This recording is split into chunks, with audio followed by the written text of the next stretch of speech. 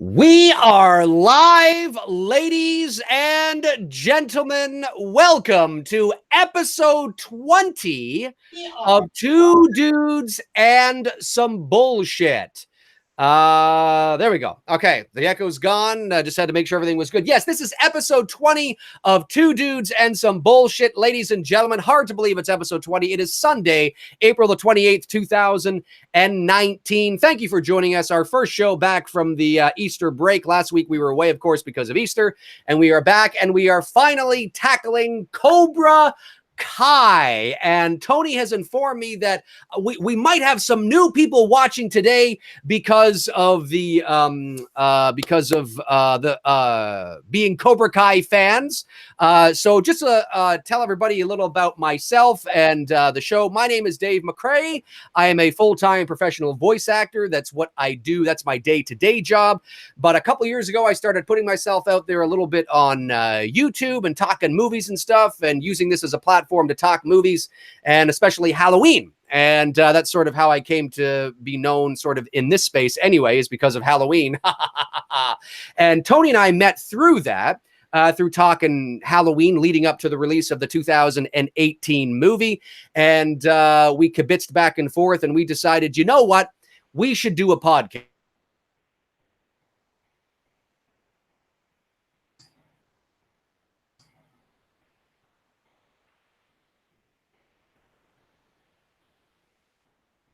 So maybe I froze. Oh, wait. Oh, are we still on? I think we're still on. I'm here. Oh, you're there. Okay, I'm not. Wait, there we go. And then now I'm there. I don't know what's going on. Live. It's live, folks. It's live stuff. This is what happens. You got to roll with the punches when things are live. All right. So anyway, so that's who I am in a nutshell. I could go on and on and on, but all my links are in the description if you want to check out who I am. Links to my Facebook, my IMDb, my Twitter, official website, all that kind of jazz is down there, as well as a link to Tony Michael's Instagram. It is there as well. So if you're not following Tony on Instagram, do so now. Tony, how the hell are you? Are you ready for Cobra Kai? Hell yeah, I can tell you I'm like one of the few percentages of people that did not go see Avengers this weekend. So yeah, I'm psyched to talk some Cobra Kai and not anything comic book related. Wow, you should see the feedback I'm getting on my videos this weekend about box office. People think I hate Avengers. It's fascinating to me. It's fascinating. I don't get it. The nuance, I don't understand. I am thrilled that Avengers has busted box office results all over the place, because it's great for fandom, it's great for movies, it's great for pop culture, and it's exciting. And I think it's wonderful that it has achieved the success it has. I don't understand how. Anyway, it's a whole fucking other thing. But the world of fandom, man, the world of fandom. We are talking Cobra Kai today, and yeah. So let's jump right into it, man. Let's jump right into it. So I'm a little late to the party. Tony was watching Cobra Kai last year. He uploaded some videos on it. I actually had to brush up on everything prior to this episode. So I actually watched the first Karate Kid movie. I had seen it, but not in years. So I watched it Friday night, and then I rolled right into the first season of Cobra Kai, and I watched the entire first season, and then I watched the entire second season just last night and today. So I have watched 20 episodes of Cobra Kai and the first Karate Kid film. I am all caught up, and I gotta say, I'm impressed. I am very much impressed with this Cobra Kai show. The one thing I like about the show, as I was saying to Tony off air before we started, is that it's a show that you don't necessarily have to, like, the writing is so good, the character development is so good, and yes, there's Easter eggs and throwbacks to the 3 Karate Kid movies, but really at the end of the day, at least from these first 2 seasons, you really only have to watch the first Karate Kid and you're home free. Tony, do you feel the same way? Yeah, absolutely. You know, when we were talking about this off screen here a moment ago, I mean, the Karate Kid for me, you know, before we get into Cobra Kai here, this is like, if I'm going to have a Mount Everest of movies, this is at the top. This is my all-time favorite movie. You know, when you use the word define something, this movie literally defined my childhood. It was my childhood. And yes, you're right. You know, you could watch all 3 films, and yes, you're going to get a lot of the little Easter eggs and references throughout the season, to first 2 seasons of Cobra Kai. But yes, you are right. You only need to watch the original Karate Kid, but it is helpful to watch the other 2 films as well, too. Oh, yeah. Yeah, I have no doubt. Yeah, I mean, I know that season 2 just dropped 4 days ago now, and we're definitely going to be honing in on that. But I just want to say that I was thoroughly impressed right out of the gate. I loved how the first episode of season 1 begins with the little bit of sort of backtracking to the end of the original Karate Kid film, which makes it feel really like the first episode of Cobra Kai makes it feel like it's almost this direct sequel to the original Karate Kid film. Yep. And I really like that. And for that whole first episode, you really got to set, and it's very strange too, when you watch the Karate Kid and then you watch the first episode of season 1 of Cobra Kai immediately after, it's a little jarring. And this is why, because your main protagonist of the Karate Kid movie is Daniel, right? And you're following him, and you know the lessons learned, and of course Johnny is the main antagonist. When you start watching the first episode of season 1 of Cobra Kai, all of a sudden it feels like you're on this journey with Johnny now. Right. And you start, and it's almost like, well, this is kind of strange. Like I'm following the villain now. It's almost like he's becoming our main antagonist, or like, how is this going to end? And Daniel's like this weird, annoying prick on the TV that's chopping prices and shit. And he's become like this douchebag. And because the character of Johnny is written in a way that allows you to have empathy for him, it was kind of a funny feeling. It was really strange, but you'd have to watch the first Karate Kid film and then immediately after watch, the first episode of Cobra Kai to sort of get that. But I enjoyed it. I got into it. I enjoyed the writing. I enjoyed the characters. And I was telling Tony off camera that I love that there's the 80s cheese to the show as well. And I think that's a strength. I think that's a conscious creative choice that a lot of the episodes are peppered with some 80s cheese. And I really like it. And my favorite character so far through both seasons, I think my favorite character is probably Johnny. And the reason for that is because I think he's the strongest, most well-developed, who's having this arc that he hasn't reached yet, but you can definitely see his arc happening. Sure. Do you know what I mean? What do you think about that? No, I agree. In fact, some people were complaining about his arc, like how much more is his character going to take? When we, and I know we're going to dive more into season 2, but where you see him end off at season 2 there, before he throws the phone and gives up the car and all that shit, like it seems like he's, back at square one and he can never get the breaks in life. And when is he going to get the breaks? There's a sense of reality to Johnny's character, because a lot of us in life do go through that. You work really hard, you're not trying to be defined by one image, and sometimes you just don't get those types of breaks that other people do. And I think that is so well written and so well executed in this so far. So yeah, I have to agree with you with his arc in so far the first 2 seasons. I'm totally on board with it. Oh, absolutely. And, people have to remember that he's coming from a place where he was manipulated and nurtured into the adult he is today. It's going to take a lot more than a couple of nice dinners with your rival to change something, or, a woman to change, a nice, lady. I mean, people fall on this pattern all the time. I love the fact that every time something bad happens in his life or he runs into a stressor, he then turns to drinking. Yep. And we see him constantly with the bag and the bottle, or, whatever the case is. And as repetitive as that might be, and as redundant as that might be, it is a very accurate reflection of somebody who has been manipulated and conditioned to believe and think a certain way for essentially 40 years. And since he was a kid, a child, not maybe like a 5-year-old, but certainly since he was like, 10, 11, 12.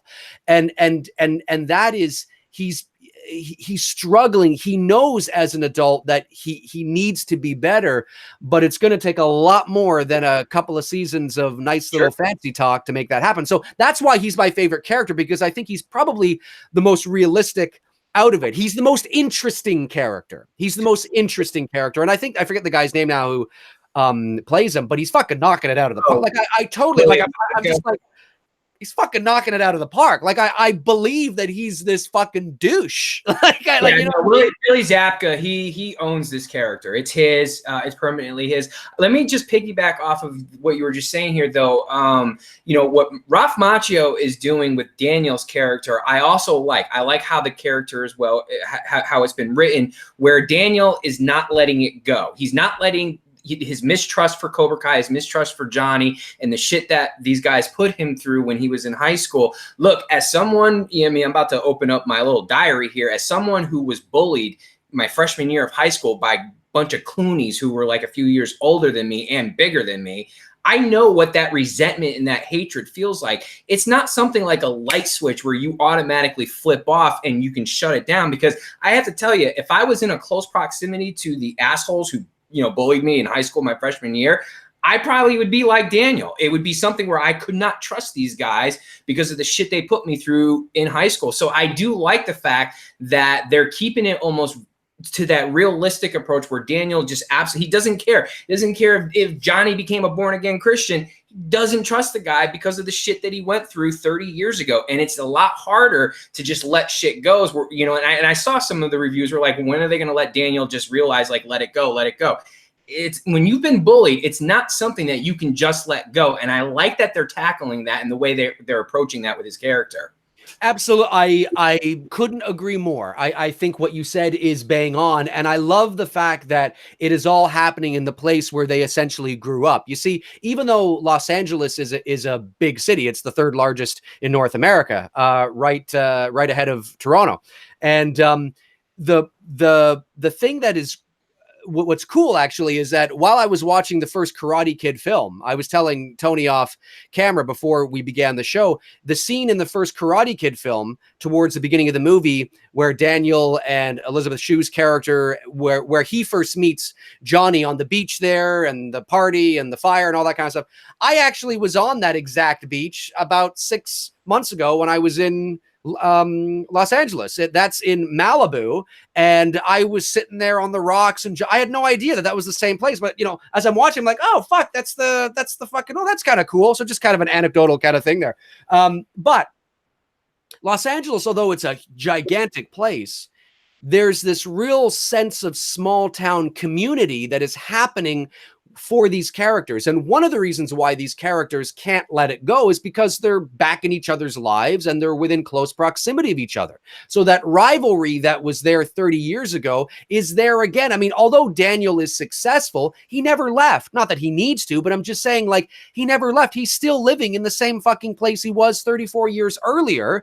Yep. And so everything that, like, there's all those memories are still there. He drives the same streets. He passes the same stores. He passes the same malls. So it's always there deep within the subconscious. And all it takes is a trigger to make it come out. And he thinks he's grown up. He thinks he's moved on. And for the most part, for all intents and purposes, he has.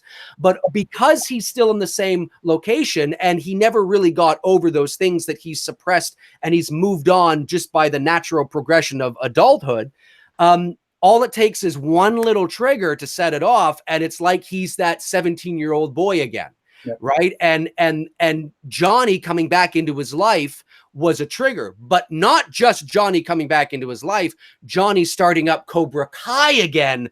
Oh, wow. Now it's like, whoa. And now all of a sudden the rivalry is there hotter than ever, when in reality, that's why his wife and the friends are all like, the fuck you right about, right? Like, what, like, guys, that was 34 years ago. Like, what the fuck are you, like, but it's because it was suppressed and he's still living in the same. If he had met Johnny somewhere across the country, in Boston, in Toronto, somewhere else where the environment, there would be it's not that it wouldn't be triggering for him, but the impact would be lessened because they're not in the same environment. It feels much bigger. The rivalry feels much bigger than it probably really is, Sure. because they haven't moved on, and they're in the same location, and that's a really cool part. Oh, I love his character too. He's playing that. I love how he's kind of like, he's still macho. He's still that, that kid. And I gotta say, getting his mother, the original actress who played his mother, was fantastic. And for a woman who's over 70, she looks great. She looks amazing. Oh, she looks beautiful and classy, and it was just cool to see their dynamic as well. I loved it. The only thing that would make this Sunday perfect, which it'd be asking, it can't happen. It would be awesome to see Pat Morita in this. That's the only thing that this thing is missing. The cherry on top of this perfect Sunday. It's too bad that he couldn't be here to be, to be a part of it. But they have certainly done a great job of making his presence felt in this without him actually being there. 100%. He is a consistent character that is sort of the overshadow, this beautiful sort of blanket that is just this overtone that is always there. Yep. And that comes down to the writing. And it's the writing on the show is so good. I'm not saying it's the greatest show of all time. I'm not saying it's like House of Cards or something like that. That's a different type of genre and show. But in terms of the kind of show it is, this could very easily go the other way. Because the Karate Kid hasn't been relevant in 30-something years. And Machio certainly hasn't been relevant in years. Neither has the guy who played. What did he do? Dancing with the Stars here? That was his last kind of claim to fame, a little something bit. like that, right? But everybody in the show, in terms of the guy who plays Johnny William as well, like he's not like, you know what I mean? So to bring these characters back, it's a risk. And yes, you're going to get diehard karate fans on board. But that doesn't mean that the show is going to become this broader appeal. And I think that's what it's having. And I said off camera that I wanted to quickly say this. I think one of the reasons why it's having this broader appeal is because there's now follow me now. Don't let me lose you here. Okay. People in the chat room, follow me. All right. Hear me out. There's a little bit of this Star Wars vibe going on in Cobra Kai. But better. But no, I'm talking about, no, I don't mean Star Wars now. I'm talking about like original trilogy Star Wars show, right? I get what you're saying. All right, okay. Because there's this, it's like it's the perfect timing, a show like this. You don't realize sometimes there's subconscious reasons of why we're attracted to something. And we don't realize of why but it's the good versus evil, right? It's you could look at Kreese as the Emperor, and you could look at Johnny as Vader, right? And you could look at, Machio now as the new Yoda, right? And you could look at, or you could look at the Miyagi was the Yoda, but he's passed away. And, Daniel now has to, pass along this thing. And of course, now they have all their Padawans and they have to train them in the Force and the Jedi. And then of course, who doesn't like to see the Jedi in action kick it? There's like this sort of this, I'm not saying, like, don't take it literally. I'm just using that as an analogy to sort of paint the picture of there's a cultural sort of interest in a show like this that may not have been there 25 years ago or 20 years ago. This kind of thing is very cool again. Sure. And having that, like, evil is very clearly defined. Good is very clearly defined. We know who the bad guy is. We love to hate Kreese, right? He's a very clear evil bad guy. And when you tell stories like that, if the writing is good and the characters are something we can glom onto, it's fun. It's a fun show. That's what it's not a deep show, but it's also got those, deep sort of religious, quote unquote, kind of morals and themes about, inner peace and all that stuff. But you look at, the dark side of the Force, right? Which is, Cobra Kai, and look at the good side of the Force, which is the Miyagi, and it's very clearly defined. Anyway, I don't want to babble, but I just finished watching everything. So I guess it's just really fresh. And I just want to say that I noticed that about it, and it made me smile because I'm like, this is a fun show. It's very clearly defined what's going on here, and it's fun. Well, I said this before in my video last year when I was doing videos at the time, and I said this to you off camera. the writers of this show should be writing the Star Wars movies because they know how to protect the integrity of the past while progressing forward, introducing us to new characters and continuing the story that we all love without actually tarnishing it. And I think that's what these writers have done so well for those of us who are big fans of the Karate Kid trilogy. And I don't hate on the one with Hilary Swank, but it's out there in the ether, I know, but I don't really acknowledge it. But the first three, that's the three films that I, grew up with, and it was a big, huge part of my childhood. And these writers really protected that, and they didn't tarnish it. So when we talk about things, on this show sometimes where Dave and I discuss The Last Jedi and the things that we don't like about it, this is exactly, for those who are now just watching for the first time, this is what we're talking about. When you take someone like Rian Johnson, who takes a big shit on what we all grew up and loved within Star Wars, it's like we're sitting here going, what the fuck, bro?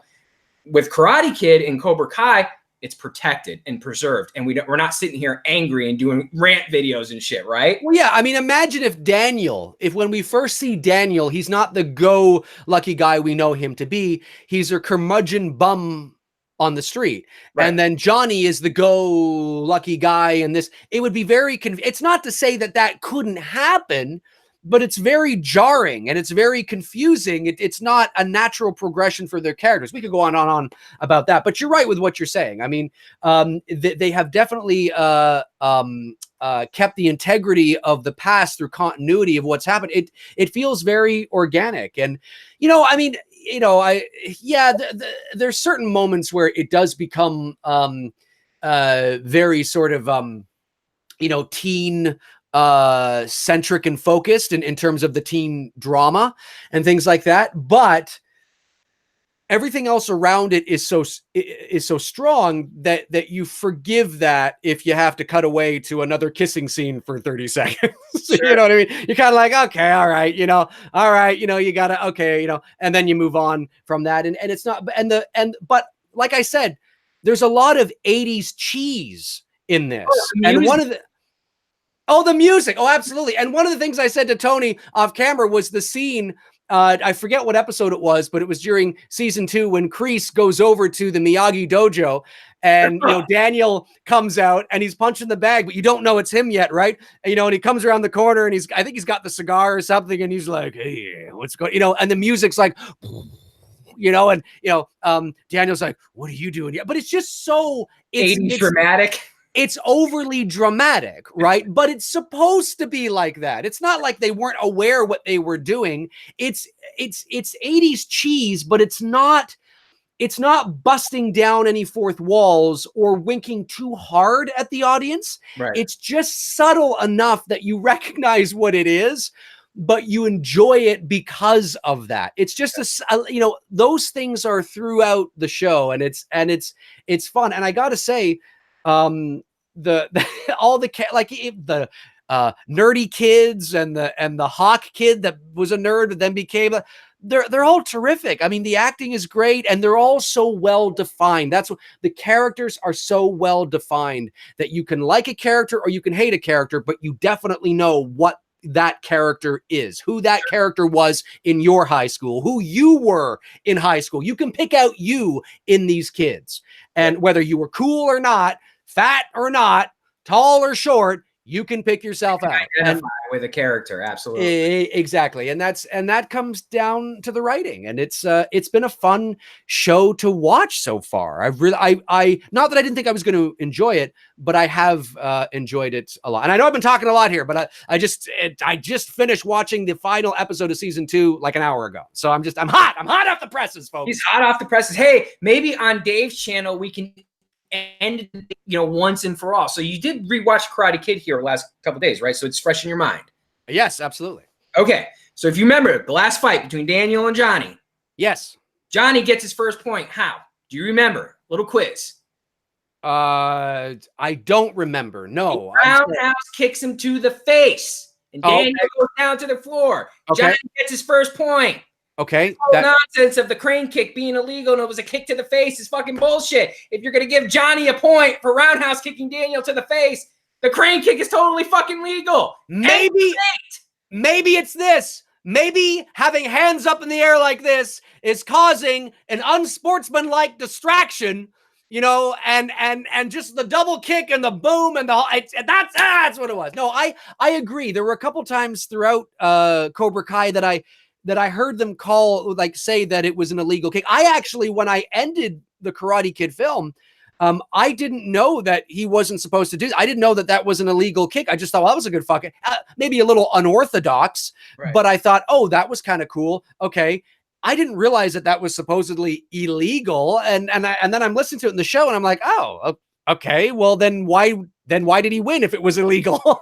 You know, I think the reason why the writers put it in there is that this has been an online debate for years on YouTube. Was the kick illegal? You know, because Allie tells Daniel at the beginning, you can hit here, but you can't hit this part, you know. But like I said, you know, when Johnny gets his first point in the tournament, he roundhouse, square across the face, pretty much almost in the same spot where Daniel ends up doing the crane and kicking him in the face. So that's why I said, if you're going to sit there and debate and say that the kick is illegal, and they use that as part of this storyline in this, you know, especially in season 1, not so much in season 2, right, where they talk about the kick being illegal. And it's like, well, wait a second here. You got to say, Johnny's okay to kick him in the face, but he's not able to kick him in the face. So yeah, it was just, but I like how they're playing. I also like how they've tapped into reality, because this was a YouTube, you know, thing that started on YouTube where people debated whether or not that kick was illegal or not, and that the writers tied that into the story. So I thought that was a nice little wink and nod in season 1 that they did for doing that. Okay, so what you're saying is that nowhere in the original Karate Kid film does somebody allude to it being illegal, or does Elizabeth Shue? No, nowhere. She just tells him where he can hit, and that's it. And somewhere down the road, you know, like what we do now on YouTube to create content, this was one of the videos. I think it was the Daniel was the real bully video that started all this, where they were pointing out that, you know, they were looking through it through Johnny's eyes. The video that was done like forever ago, that's got like 1 billion views, not literally 1 billion, but a lot of views. And then from there, it sparked that online debate of like, was the crane kick illegal? Was it not legal? And all this stuff. So it's cool that the writers took bits of that. But if you are going to take bits of that, then you need to watch that whole fight, because Johnny roundhouse kicks him in the face. So if we're saying the face is illegal, then Johnny's point wasn't earned. Therefore, Daniel still wins regardless. So yeah, that's all. But you want to get into some season 2 chat here? Yeah, for sure. Let's do it. Where do you want to start? Yeah, I see people talking, get him a body bag. You know, I thought that was a great touch. I'll touch on that really quick, where they got the Cobra Kai guys back in episode 5, and they threw in the old 80s tune there, The Ride by the Matches. For those who don't know, that's the name of the song. It's called The Ride by the Matches, that you hear in Karate Kid, and they brought it back in season 2 here. And then the whole get him a body bag for Tommy, and then he killed up in a body bag. I'm like, okay, well, that was apropos, right? You know, like great. Yeah, but I love the juxtaposition of when Kreese's voiceover says, I'm paraphrasing, but he says something like, with Cobra Kai, you know, there is no die or something. And as he says that, they're zipping up the body bag. And obviously his friend has just died. So it goes to show you the mental manipulation. What that is telling you as the audience is, or it's the, obviously you can die. Right. And the whole sort of conversation that Johnny and his buddy have while sitting by the fire, and how he's talking about the most precious thing in the world, which is time.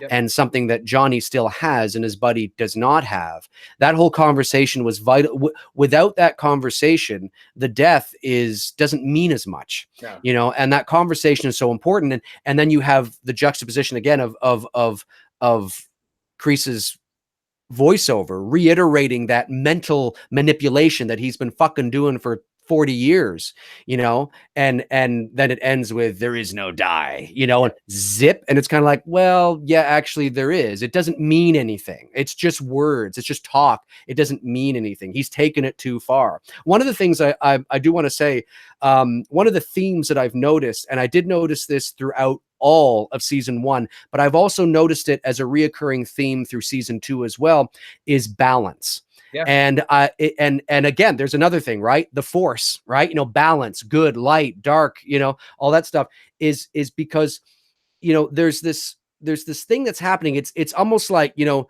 Daniel is too stiff, right? But you have Johnny who's too loose, if you know what I mean.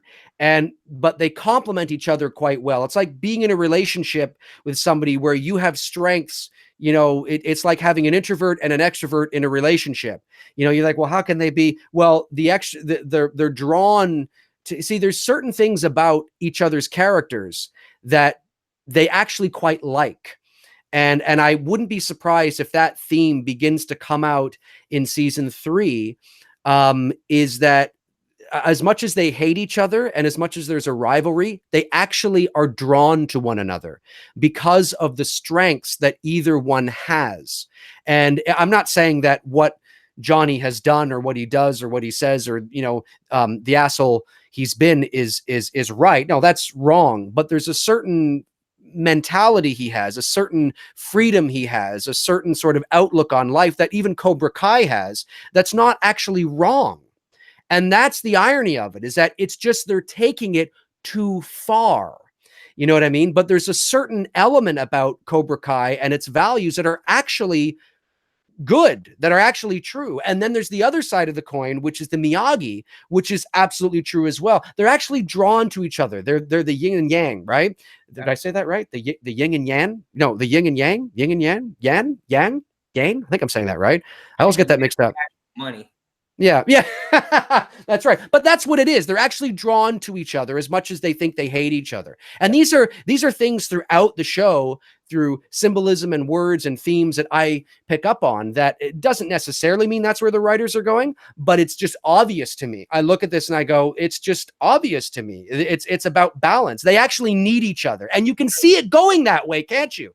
I picked up on that without knowing anything about the show in the first season. And you can, not that it's a big thing to pick up on, but you can actually see it. You can actually see it going that way. Yin and yang. Thank you. Thank you, Dirt Todd Sking, whatever, what the fuck it is.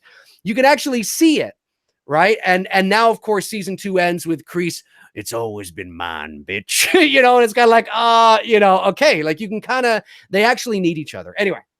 No, I agree. And just so you guys are aware in the chat room, me and Dave are going to talk season 2 stuff here. So if you haven't seen season 2 Cobra Kai, stop. Don't watch this. Come back to this video another day and catch up on it. Because, you know, with our podcast that we do here, you know, this is not like we're going to be doing Cobra Kai stuff on a weekly basis. This is, you know, I mean, I'm sure we might come back to it and do another video down the road, but, you know, we're going to really dive into it and talk about season 2 here. So if you haven't seen it, just, you know, we want you to be a part of it, but we don't want to spoil anything for you guys either. Right, exactly. And actually, when the podcast is done, I'll add spoilers to the title as well, because I don't have that there. But yeah, so that was just sort of a theme that I noticed that I like, and that's another reason. It's everything's so clearly defined. It's very I don't take it out of context. I'm not saying everything is Star Wars, but I'm using that because the reason why I reference Star Wars is because that is arguably the pinnacle, sort of the poster child definition of good versus evil, of those themes, all those themes and undertones that we get about life and believing in yourself and not giving up, and, you know, all that shit, right? That is in Cobra Kai, because martial arts, Jedi is a form of martial art. Sure. Right. I mean, that's what it, you know, they're based on the samurais that of years and years ago. I mean, Darth Vader's helmet was based on a samurai's helmet. We know this as fact. You know, Lucas talked about this, and the Jedi and the lightsabers are the samurai swords and all that shit. So those themes run through Cobra Kai, and it's very attractive. A lot of people like that, and you don't even realize that you do or why, but it's there, and it's fun. It's fun to see. Yeah, no, I totally agree with you. A couple things I'm going to call back to from my video of what they should do in season 2 that I did last year. I love the fact that they definitely progressed Sam LaRusso's character the way that I wanted to see her develop in season 2. You know, she, of all, there's only 2 kids. I shouldn't say of all the kids that Daniel and Amanda have. The 2 kids that Daniel and Amanda LaRusso have. She's the only one who's ever shown interest in karate. I mean, you see the little flashbacks in season 1 when she's a little girl and Daniel's training her in the ways of Miyagi-Do. His son, I love the fact that they didn't change it. I really was afraid that they were going to do a 180 in season 2 with his son, and his son was going to start picking up the reins. But I love the fact that he's like, yeah, Dad, I ain't falling for this. I'm going to do chores, learn karate, fucking bullshit. I'm going to play my games, and that's it. Later, Pops. I like that. And I think his arc is perfect. And I like the fact that Sam's arc is now, you know, she's becoming the female version of Daniel. And she's not a Mary Sue, for those out there who think she's a Mary Sue, because she was born and raised into this, you know, and she's been taught by her dad, who was taught by Mr. Miyagi. So I like that. Yeah. And they also have a couple of flashbacks to her working out with her father. Exactly. You know, and yeah. I think the development of that was perfect. And I love the fact that they brought in a female rivalry with Tori. And hats off to both of these actresses who don't know karate at all. And they did their own choreographed fight scenes, you know, even at the big fight there at the end and everything throughout the season. You know, fucking, they made me a believer. I swear to God, if I wouldn't have known better, I would have thought these were 2 martial art experts and they knew their shit. Does anybody know? I actually, a few times as I was watching the 2 seasons, there were a number of times where I found myself thinking to myself, I mean, for those of you that don't know, I actually took Taekwondo years ago, but I didn't stick with it, and I can't remember why, but I didn't. But anyway, so I'll go through that phase. I did the same thing. I took for a few years. I took Kenpo karate for a couple of years, and you know, it was just kind of like I think everybody goes through that, like, I want to learn karate phase, and then you kind of get out of it. Or something I can't remember why, but I'd be very curious to know. It looks good. I mean, there's some, because there's so much going on.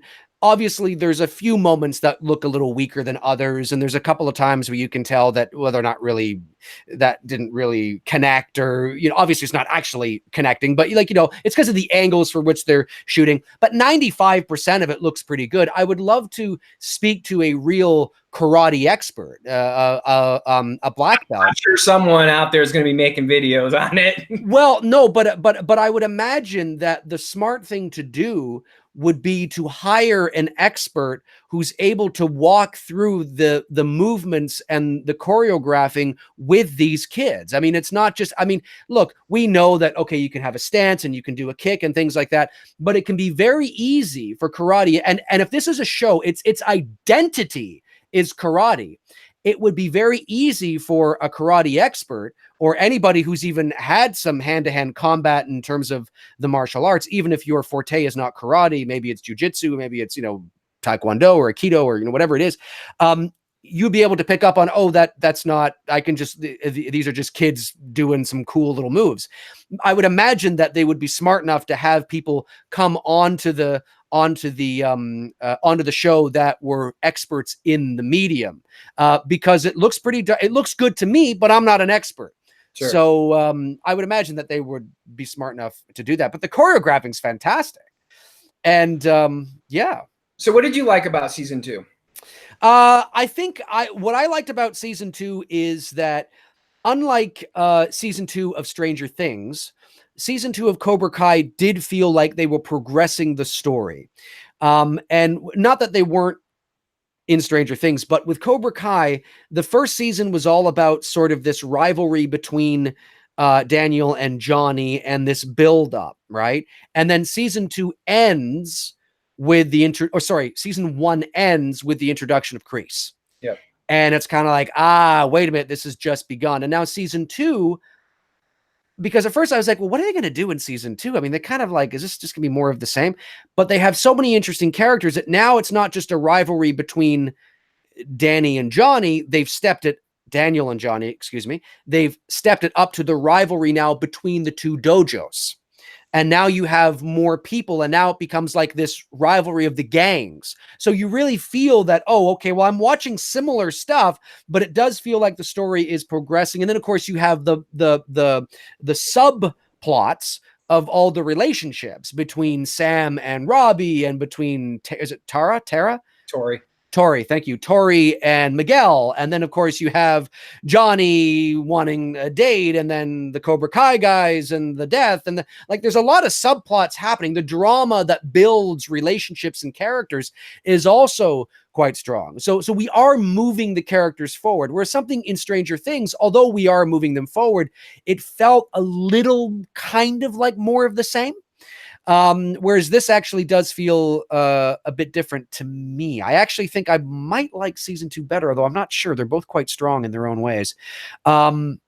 Which is, and I was going to say that here. I was going to say I was surprised. Like, first of all, I was surprised how well season 1 was. I think going back to like last year, I might have been one of the few people at the time when I had my videos and content up there, the only one covering videos on Cobra. No one was talking about it. That's why my videos got so many views on that subject, because nobody cared about it. Then when it became this colossal hit, everybody jumped on board and started talking about it and made it a part of their their streaming and chats and whatnot. And going into season 2, I didn't know if it was going to continue that same momentum, and it did. It over delivered, in my opinion. I thought season 2 could equally rival, if not was slightly better than season 1. And especially like you were just talking about, all these subplots that are going on in this whole world, and how the directors and the writers were able to manage all the characters. Because to me, no one felt left out.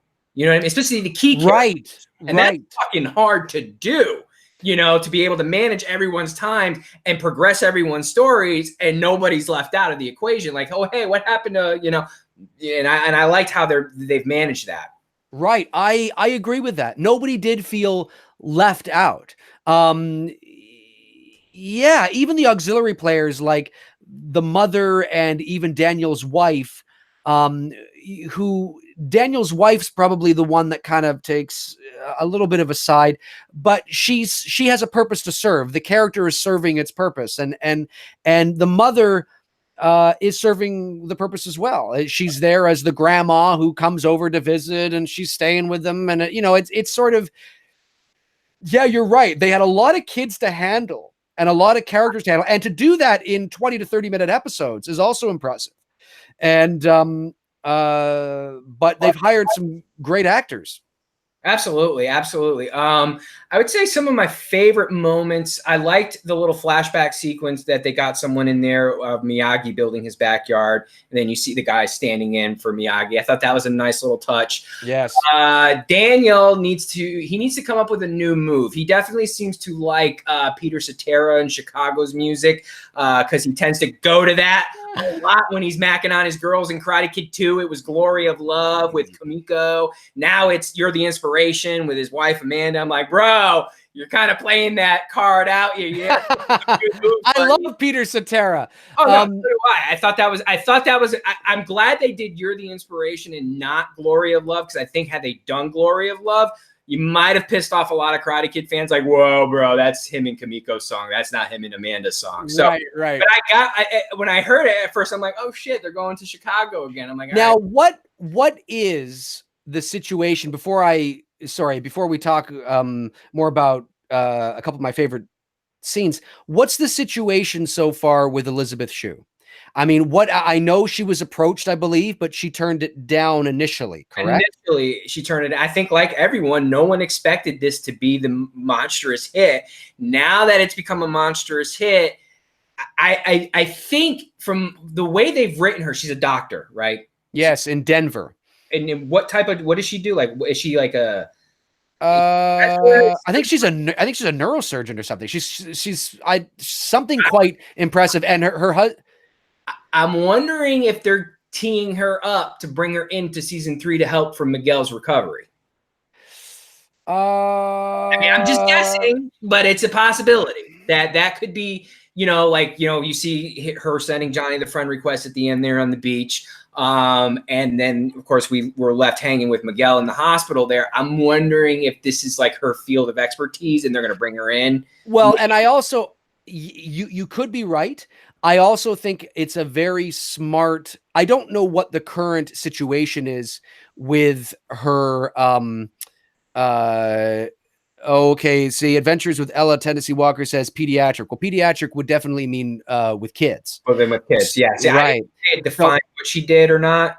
Right. So that is entirely possible, but it would be unlikely unless she was a specialized pediatric surgeon that they would bring her in from Denver to Los Angeles, who that no doubt have a plethora of top pediatric surgeons in the world in Los Angeles. I mean, it's fucking LA. It's not like they're living in some small town in Connecticut. Sure. So I think that could happen if Elizabeth Shue was to sign on. They might figure out how to do that. But what I like what they're doing, if Elizabeth Shue hasn't already signed on, this is baiting her because they're keeping it very subtle, which is smart. They're leaving room open where this subplot with Allie doesn't have to go anywhere. Right? It doesn't have to go anywhere. It's just dangling that carrot a little bit that keeps things interesting because you want to see her, right? She's outside of Miyagi. She's probably the only one left of some real substantial kind of going back to like, the OG shit, right? I'm talking about, her right? And Mike Barnes, the villain from season 3, which I think the reason why I don't think we didn't see him in season 2 is I think that they're holding him. I think they're going to keep him in reserve so that, like you were just talking about here, the shelf life of this, how long could it go? How long can Daniel and Johnny still be fucking rivals without finally squashing this, once and for all? You're going to need a villain.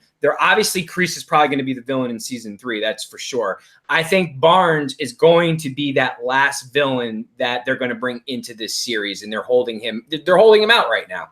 Yeah, it's entirely possible. That's entirely possible.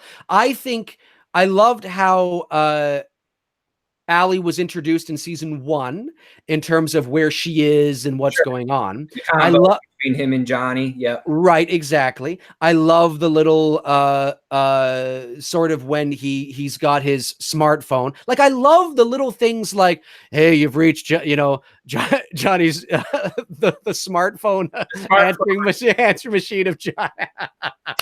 I love it. It's great. It's little subtle things like that create that sense of realism with older guys that are out of touch with technology. Like they feel they have to overcompensate with everything because they're unaware that it's just the natural order of reality now. So they're like, it's my smartphone, right? Like nobody says anymore, hey, do you have a cell phone? Really, it's just, do you got a phone? Right. But there was a time, for those of you that are old enough, that we'd be saying to each other, well, I'm just going to pick up my cell phone. I'm just going to, we don't have to say that anymore because it's just commonplace now. Whereas he's being introduced to this world. So he's lagging behind in terms of the terminology and doesn't realize that he doesn't have to say smartphone, which I think is, it's those subtle details that make it seem really fulfilled. The one thing I want to say here, though, is I love that when he was at, on his phone and he wrote that thing to Allie, and then he's kind of like, that's a little too desperate. And then he's bumped by the girl, which causes him to accidentally send it. But you never really find out whether he's consciously aware that he sent it. Right. See what I'm saying? Which is when you get the friend request showing up there, which I thought was great. Well, right. But that still doesn't say that he was aware that he sent that friend request or that message. He might be completely unaware that he sent that message. So speaking of favorite things, that's I like the potentiality of that dynamic. I'm spitting again. Fuck. It's when I get going. I need to drink more water. I love that dynamic.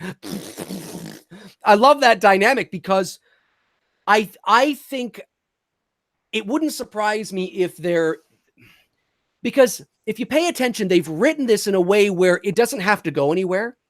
Do you know what I mean? Yep. You only feel something because of who it is, but it doesn't have to go anywhere. But they've set it up because I think it's baiting Elizabeth Shue. I think they're setting this up as a potentiality just in case they're able to convince her to come back. And there was a part of me that thought that like at the end of season 1, when Kreese shows up, I thought at the end of season 2, when I thought Allie might show up. I think they wanted her, and I think that's what they were aiming towards. And I think instead of like, okay, we don't have her, so we're going to do the friend request.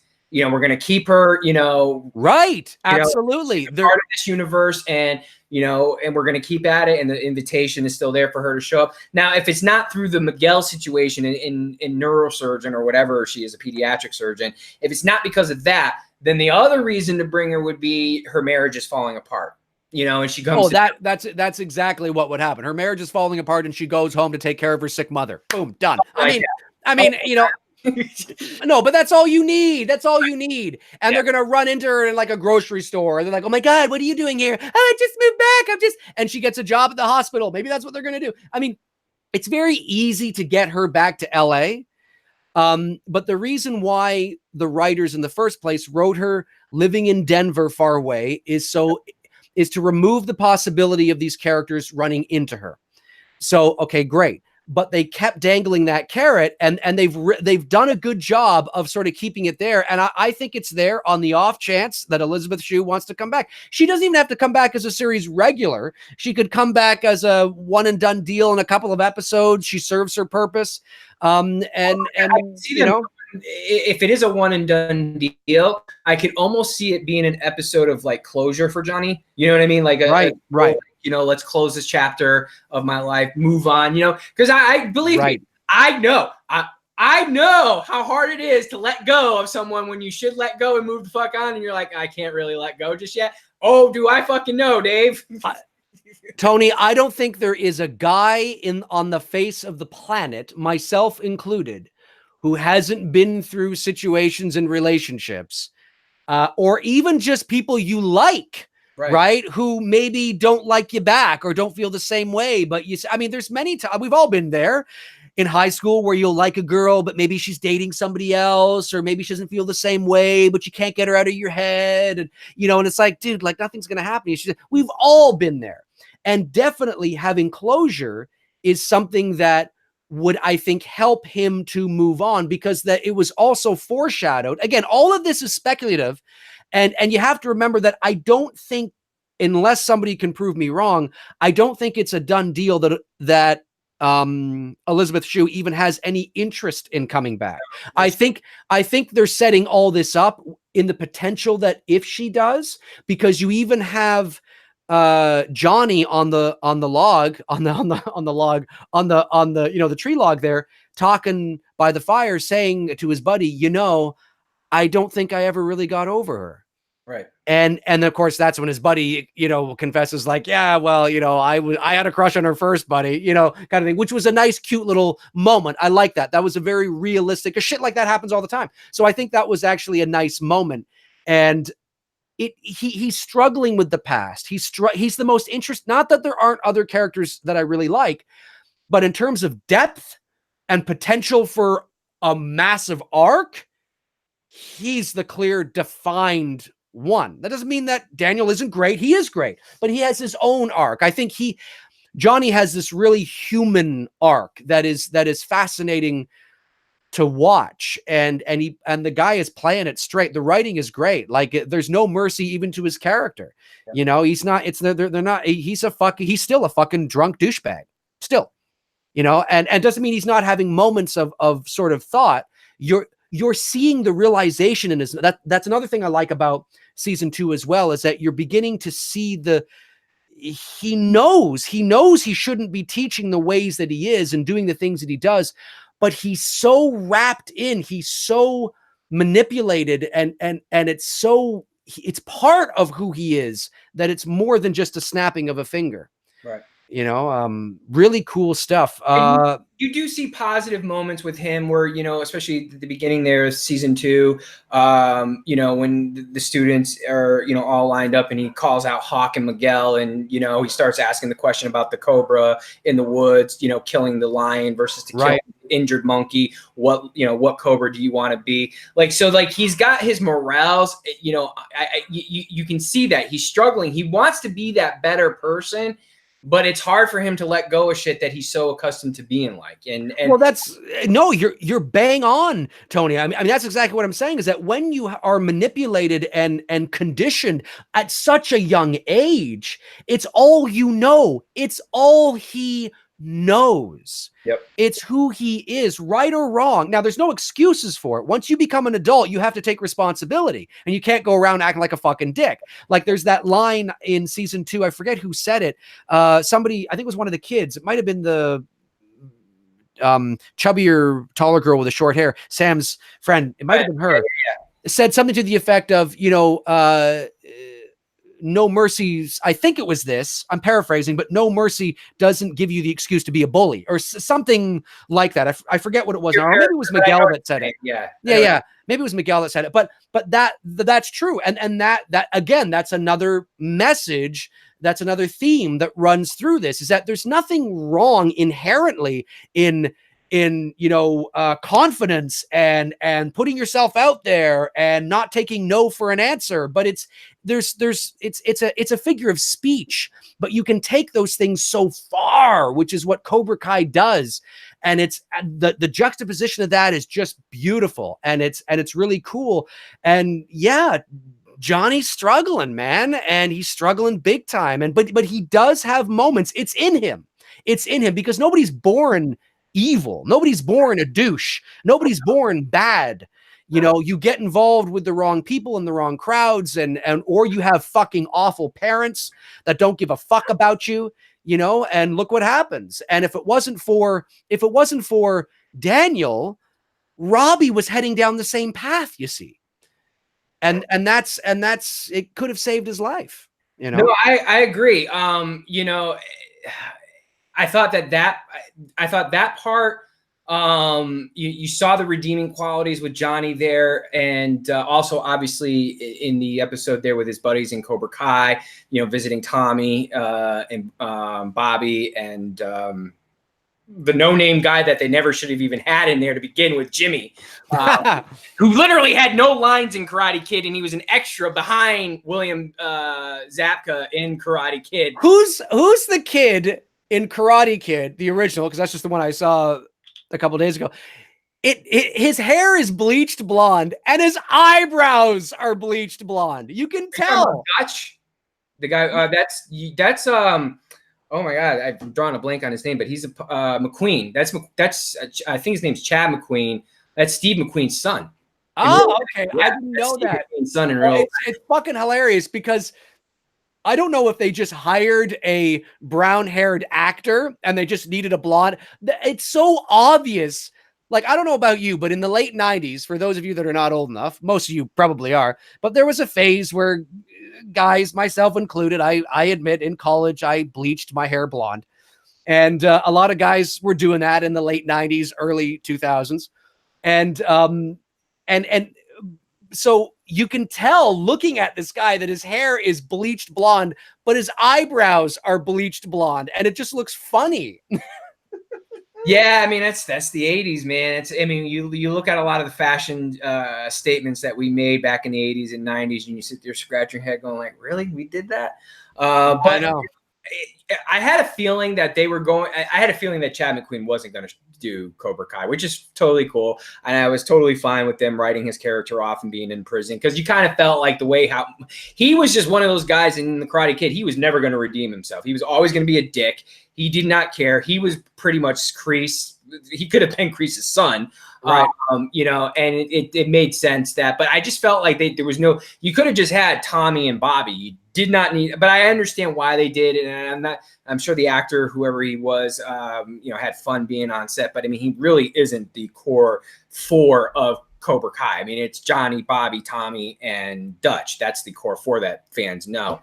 But I was happy with how, again, you're seeing another side of Johnny's complex character and his friend is in need. His friend is dying. And that's, again, that's something that Daniel doesn't see, that no one else sees, but we, the audience, get to see. So it makes you sympathetic towards, his character, because he's there for his buddy. That's right. That's right. Yeah, absolutely. 100%. And that was one of my favorite episodes for sure. When he gets back together. Yeah, you get the band back together. That's kind of like our thing, But it's not, and it's not only that, you're seeing the emotional, as you alluded to, you're seeing the emotional scars and the residual after effects of what things. I mean, it looks like Johnny's probably the one that's had the roughest adult life. But you can certainly see that the residual effects are there. Sure. And Johnny just happens to be, look, there are people that have shit upbringings that manage to scrounge themselves to have some sort of reasonable life. And then there are those that just never get out. And Johnny is one of those guys, and he's struggling and trying really hard because he's never had anybody, any positive influences. And yeah, that was a great episode. I like the dynamic between, the kids are great too. I mean, I'm trying to think of a specific thing that I loved in season 2, but I think it's the unit. There's moments that I think, oh, that's funny, or that's this, that, the other. But most of the shows, most of the episodes that I'm watching, everything is firing on all cylinders. Like, it's a unit. It works really together. And like I said, the teeny bopper drama stuff but it fits, because that's what, I mean, it's a little there's a little overdone for the sake of entertainment. Actually, it's a lot overdone for the sake of entertainment. There was a lot. The one you could almost call Cobra Kai season 2 miscommunication, because that really was the undertone. A lot of miscommunication going on, with the kids and the love trying and whatnot. Tori trying to basically, manipulate her way into Miguel's life while Miguel is trying to patch things up with Sam. And then you've got this whole new thing going on between Sam and Robbie that's totally being built on like lies and mistrust, because you could totally see that she's into Miguel and whatnot, and Robbie's become the quote unquote rebound guy. We've all been there before, the rebound person. But it's played well, and it's not. You have to add that in there, and I understand why, because this is a show it's really branching the gaps of our generation who grew up on this, and now introducing it to a whole new young audience. So, and they've done very well by just kind of walking that fine line of, okay, yeah, we're going to have a little teen drama in here, but we're going to pull it right back out really quick so we can get back onto the main focus here of the story. Well, because the teen drama is directly connected to the overall arcing sort of story that's going on. It's not teen drama that doesn't go anywhere. It's directly connected to the foundation of the narrative, because it's about, essentially, the drama is about the two rival gangs. So, I mean, I say gangs, so I'm just, trying to make a point. So yes, there's drama going on, but it's directly related to the rivalry. It's the teens, the parents, because the parents are so caught up in the rivalry, they're having residual effects on their children. And now the children, because of the way that and now, Kreese is involved, and the whole thing, like the whole rivalry is directly affecting their children's lives, and seeing their children become certain ways. Now, obviously the Miyagi way is much better. The Miyagi, way is much better. But you can certainly see how that rivalry is affecting their kids' lives, and how obsessed that Daniel is beginning to become over the karate, and over trying to, because he sees an opportunity that he wants to sort of live vicariously through the memories of Mr. Miyagi, and try, he almost feels like he owes something to Miyagi, which he doesn't owe anything. But I think the rivalry has sparked that doubt in him, and he wants to sort of, do his own thing and compete, because, like I said, I could go deep, but fuck, I don't want to start going too deep in the analysis, but it's just fun because I notice these things, and yeah, I guess the teen drama never really bothered me, or it hasn't yet, because it's connected to the overarching story. No, I agree. I think that, again, that goes back to writing. The way the writers have written it, it's not over the top. It's basically, it's a modern day version of the Karate Kid, because even in the Karate Kid, you had this, even though it's a karate, quote unquote, karate movie, it's a teen drama as well too. I mean, it really is. Absolutely. Of course it is. Of course it is. Yes, it's a teen drama set against the backdrop of karate. Yep. And when you add all of the Star Wars-y themes, right? I'm saying that obviously, let's be clear. Star Wars is not the, originator of these themes. I'm just saying that when you have that element to it, it can be quite fun to watch, and those dynamics and the messages and the morals and the values and good versus evil. And yeah, it's no other time in history would this show may not have been. I'm not saying that those themes are not ever attractive all the time, but with the superhero genre and good versus evil and what's happening at the box office this weekend with Avengers and, everything that the pop culture is centered around. And then you have this little show that's a sequel to a 1984 Karate Kid movie, which was a big movie for its time, but nobody's cared about the Karate twice now. Nobody's cared about the Karate Kid movie in the big picture in years. And then you have the show, which has revitalized it and introduced it to a new generation, right? And you have these themes that are more relevant today, arguably, than they ever have been before in the broader picture of pop culture. Right. So it's like, holy fucking shit. Like, you're just knocking it, like, and you watch it and you're like, oh, I don't want to watch this. So, but you watch it and you're like, oh, I'm kind of getting into it because I can, it's like watching a little superhero fucking movie. That's what it's almost like. Yep. Do you know what I'm saying? So it's really, it's smart writing, really good shit. Yeah. And the movie itself, I mean, really lasted pretty much through the 80s because it was nothing in the 90s. And really, when you talk about the Karate Kid in the 80s, it was really that one moment, the crane kick. That was probably, if not, it's probably one of the, I don't want to say the biggest moment of all 80s movies, but it's certainly maybe a top 10 film moment in that decade when that happens, because it's an iconic moment. It's, I was that 6-year-old kid, 7-year-old kid that Ralph Macchio talks about when he stepped out of the theater and he's seeing little kids doing the crane kick. I was that kid. You know what I mean? Yep. So when you have that type of an impact and a movie can, impact you that way, or an individual that way, where you've got little kids going out there, doing karates and all that shit like that and crane kicks. Very rarely does that ever happen.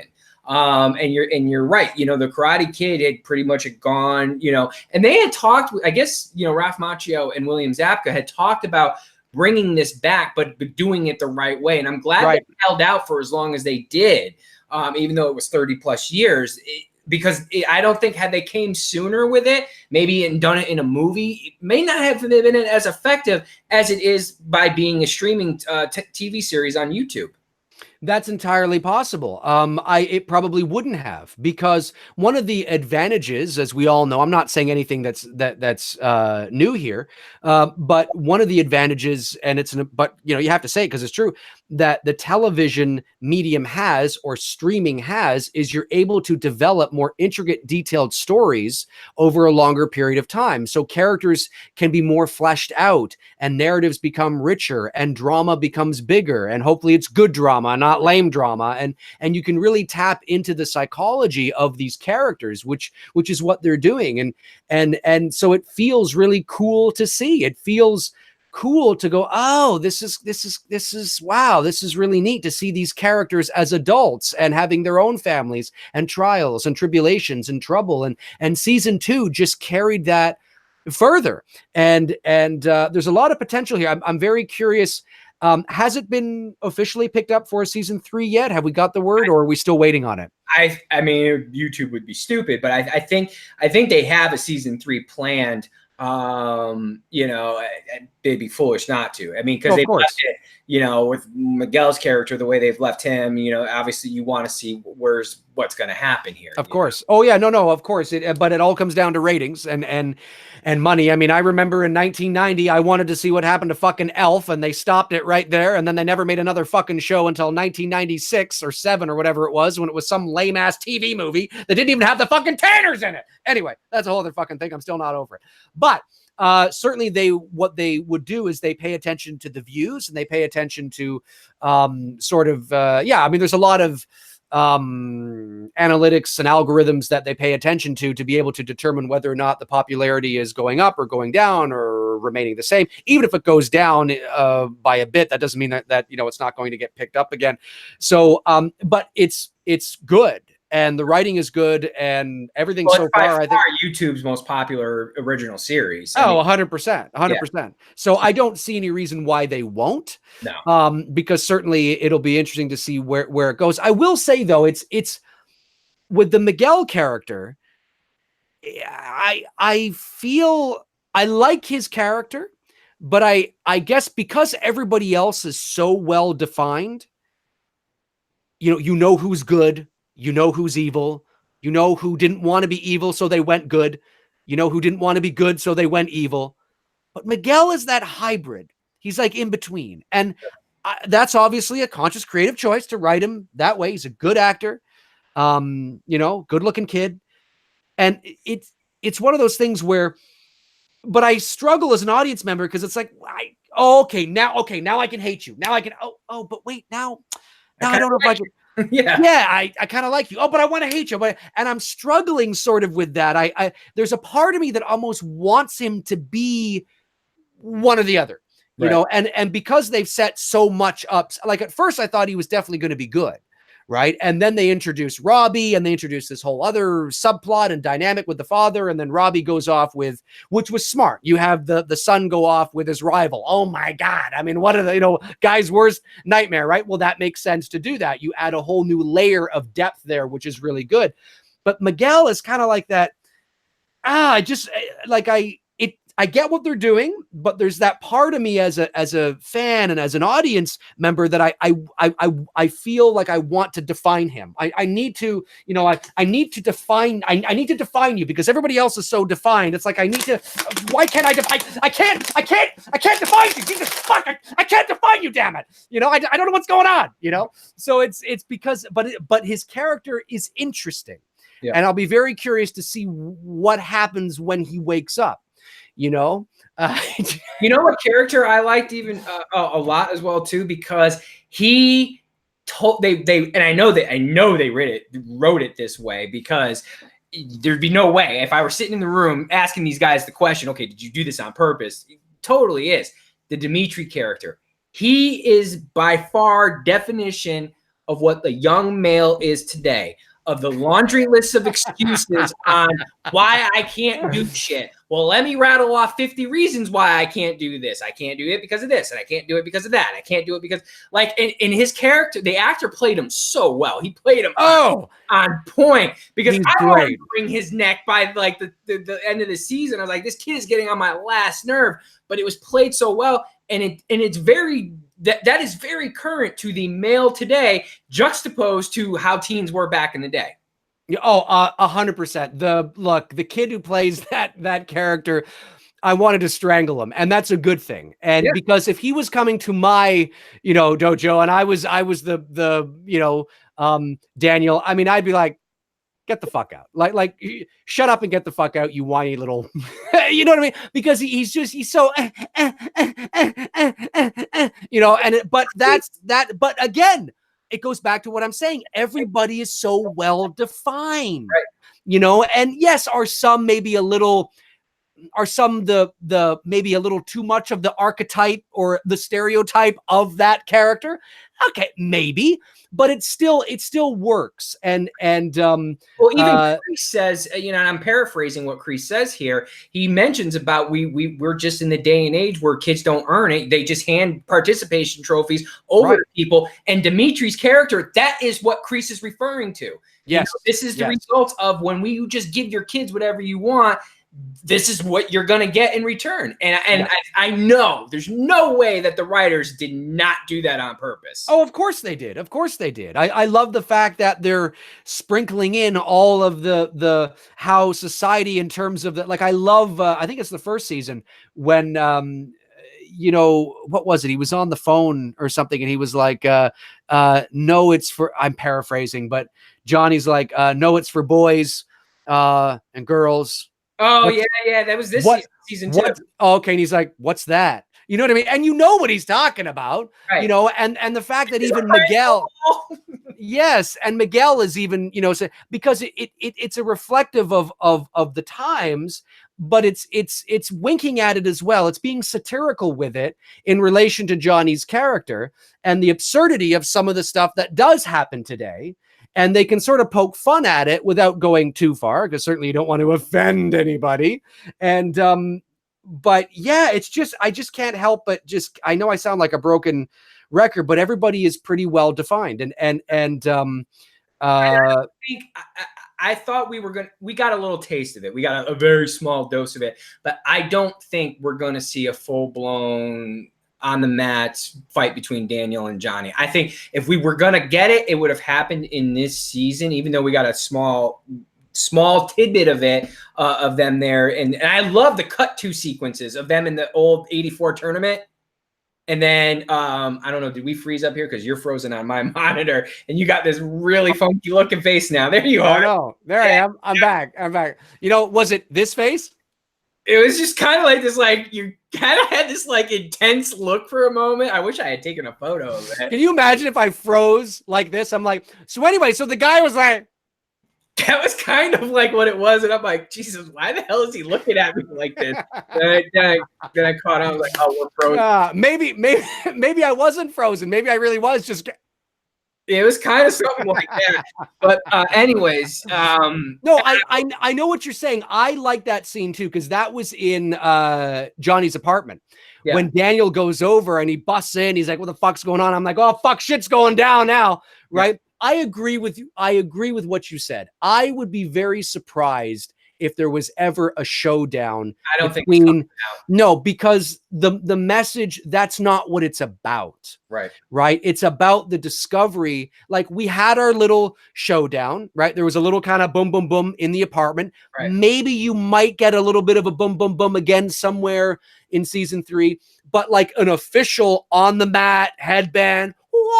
No, you're not getting that, because you don't want to also take away from the end of the 1984 film and make it seem like you're trying to recreate, you know, lightning in a bottle twice, which you cannot do. But it's also, they're at a different point in their lives. Now, they might set up the story that you get the impression that maybe they're going that way, only for them to realize that this is not what it's about. Like, we already know what the message and moral of this story should be. It's all about the characters now discovering that for themselves. Sure. And it's about, eventually, I believe, as we kind of already know, we can see it coming, but that doesn't make it any less cool and awesome and great, is eventually, I believe, that Danny or I keep saying Danny, I guess you can say Danny, whatever. Daniel and Johnny will have to come together. And now that doesn't mean they're going to come together in some kumbaya moment and they're going to be hanging out buddies on the beach going, hey, what's going on? I don't mean that. There will all, because they're two different people.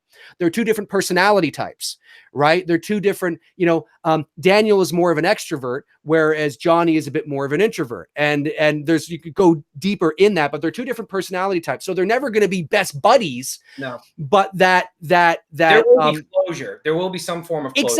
Exactly. Yeah. And that's what they're working towards. And the closure is not going to be the result of, you know, revenge that, you know, Johnny gets on Daniel for kicking him in the face, and now he's on the mat going, what? Like, it's just, that's not the way it's going to happen, because it's not just about them now, it's about their kids. Yep. And it's about the broader sort of big thing that's going on. And those themes are clear as day through this fucking show, which is another reason why it's very attractive.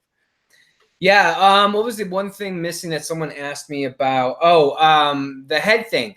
The headband that I also got 2 of them hanging up over here in the background. Yes, I can see that. You were prepared. I was very prepared. I brought everything out for this show tonight. Even the fucking shirt. I love your shirt. I think that's good. I think we're going to have a moment where Daniel gives that to Sam in season 3. I think there's going to be a pass. I think that's the reason why we didn't see it in season 2. Because when he was wearing the gi at the little presentation show that Robbie and Sam were doing with him, like, he's not wearing the headband there, okay? And he didn't wear it anywhere else, and he didn't wear it during the training as he was training the students. So I'm like, and that's an integral part to this whole universe. That's a huge, I mean, this headband piece is just as big as, you know, the Cobra Kai gi or whatever. I mean, it's a huge, or the bonsai tree. That headband is the Karate Kid equivalent of Luke Skywalker's lightsaber. It really is. I mean, it really is. The two are so married with each other. Yeah. In relation to the Karate Kid movies, don't anybody misinterpret me that I'm saying that the headband is just as iconic as a lightsaber. In relation to their respective franchises. Right. Exactly. And I think there's going to be a moment where Daniel realizes his time is done, and he's going to probably pass it down. I would think that that's the way they're going to go. I can't see them giving. I can't see him giving that headband that was passed down from Miyagi to him to Robbie, Johnny's son, but I can totally see him passing it down to his daughter. And I think that's why they kept it out of season 2. And because I noticed that as it was going along, and I actually just was rewatching, and I'm up to episode 7 again of rewatching season 2. I was like, son of a bitch, I don't see the headband at all in this thing. And I started thinking about it before the show. I was like, it's possible we're going to have some type of symbolic moment between Sam and him where the headband becomes hers. You know, I agree with you, but it wouldn't surprise me if he did give it to Robbie.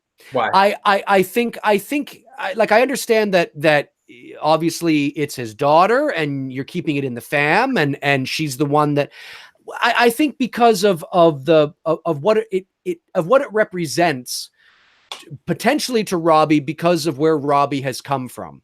Ooh. and sort of an arc in terms of the you know, like Daniel came from, he didn't have a father, his father died, you know, he was bullied and beat up and all that, is, you know, kind of thing. Not you know, quite the same, because obviously he had a mother who adored him, but I just mean that because of where Robbie comes from, not just the fact that he's Johnny's son, but the life he's had, and it's kind of part of his arc. It becomes the symbol then of redemption, and a symbol of progress, and a symbol of hope and peace in somebody's life. I don't think Sam necessarily needs peace in her life. She's not that he won't give it to her, but I think it would mean more from a character and writing perspective, even though it's kind of like, but you're not keeping it in the family. But Mr. Miyagi probably would say it's not about keeping things in the family. It's about helping who you can help. Wasn't part of Miyagi's family. They weren't related. Exactly. And yeah, that is a good point. Exactly. And giving it to Robbie is just the passing off to somebody who needs that symbol, who needs that sign. Now, obviously, he seems to be progressing quite well in terms of, he seems to be kind of coming around, and you believe it. Like, he seems to be kind of on the right path, but that could be an arc for him where he gets to wear that final thing. Now, do you think his arc of his character is redeemable after that bitch move he pulled on Miguel at the end of season 2? Yes. Big question. Yes, I do, because I don't think it was his intention to kick Miguel over the railing. Because Miguel was, it depends on how they want to write it, right? I don't think it was his intention to kick Miguel over the railing. I think that was the result of that momentum. But certainly I think it is something that he will regret. And yeah, it's interesting. I'll have to think on that more. Yeah, I don't think they're going to suddenly turn like Robbie bad, or all of a sudden Robbie's going to show up to Crease's, class at 9 a.m. on Tuesday and I'm ready, Crease. That's not going to happen. That's not going to happen, because everything you built up is just kind of like, no, that's a Rian Johnson move. So I don't think that's going to happen. I think he will be redeemed. It'll just be on the intent of sort of what's happening. Yeah, he's gone over I don't know. It was quite the fall. I love that fall too. Yeah, that's I love it. Like from the 80s, man, it really did. It did. I love it. And he hit his back. Well, he broke his back for sure. Yeah. Probably cracked a vertebrae or something. Yeah. And but yeah, it's there's a lot of different arcs in there. I just think Sam will definitely probably have some sort of official fight with Tori, Dave, write it fucking down. Yeah, I think she'll probably have some official fight with her, maybe. I don't think Miguel and Robbie will go at it again. I don't think so, because then why Robbie's back and he wants to get revenge on. I don't know. It just seems kind of funny. I don't know if because it's almost like, even though it's excessive, Yeah, it's almost the revenge for what Miguel did to Robbie at the end of season 1. yeah. It was an illegal move. Now, it wasn't kicking over the railing, falling on your back unconscious, but it could be perceived that way because obviously my intention was not to kick you over the railing. Oh my God. Yeah, I don't know. I'm curious. That fight though at the school at the end of season 2 was fantastic. I got to tell you, that was fucking fantastic. And it takes a lot of balls to do that in 2019. To have this type of big fight break out in a public school with everything that, especially in the States here. I know you guys don't deal with it, but like for us, not as much. No. No, but mass shootings here in public schools is a common recurrence, which is sad. So I was surprised that they went there to have this fight take place in the school like that. I was like, wow, okay. In the world that we live in, you don't, that's a big risk that you might get the one-sided media coming at you saying, hey, why are you guys doing this? And, whatnot, we want, peace and whatnot. So I'm glad they did. It was definitely over the top. It was definitely 1980s of what you would expect out of an 80s movie with, a fight scene taking place in school, because there's no way in hell would that really happen. Having said that, I thought it was well choreographed. I thought everything was equally balanced. It wasn't just totally focused in on Tori and Sam, that you had the fight between Robbie going on with Robbie and Miguel. Then you had Hawk and Dimitri as well, too. So you had all this, and then you had all the little guys doing their shit as well. Oh, that was so cute. Awesome. That was so cute. Everything was really well balanced and well filmed as well too. I mean, you were talking about it before we went live, just that whole sequence with the camera operator going through and you're watching the two fights happening simultaneously. I mean, that was fucking, for a YouTube show, that was fucking dope. Oh yeah, no, it was totally pro. And when they started to fight, there was that Steadicam shot of the camera operator moving through the hall, and it didn't cut for, I'm gonna say, at least let's see, time goes faster than you think, at least 30 to 45 seconds, at least it didn't cut. But the characters that were all fighting, Miguel and Robbie and Sam and Tori and Dimitri and Hawk, and like they're all fighting in the same area, and the camera is moving in and around them. But the choreographing, I mean, listen, I'm telling you, to set a shot up like that takes work, and it's not easy, and they would have filmed it a couple of times, and it was impressive. And Hawk, I love when Hawk, the kid who plays Hawk, is fantastic. A lot of the kids you see in this television show, this show is going to jumpstart a lot of careers. I will tell you that, and because a lot of these kids are very talented, and I love when Hawk comes out. When he realizes that, well, okay, shit's going down. All right, this is it. He stands in the hallway there and he's like, ah, yeah. It's so great. I love it. I love that. He's another well-defined character. I mean, everybody's so well-defined. It's so good. If anybody in the chat room, I mean, there's 91 people watching. If there's anybody in the chat room that is just chilling, watching the show here because you enjoy the show each and every week, we appreciate it, of course.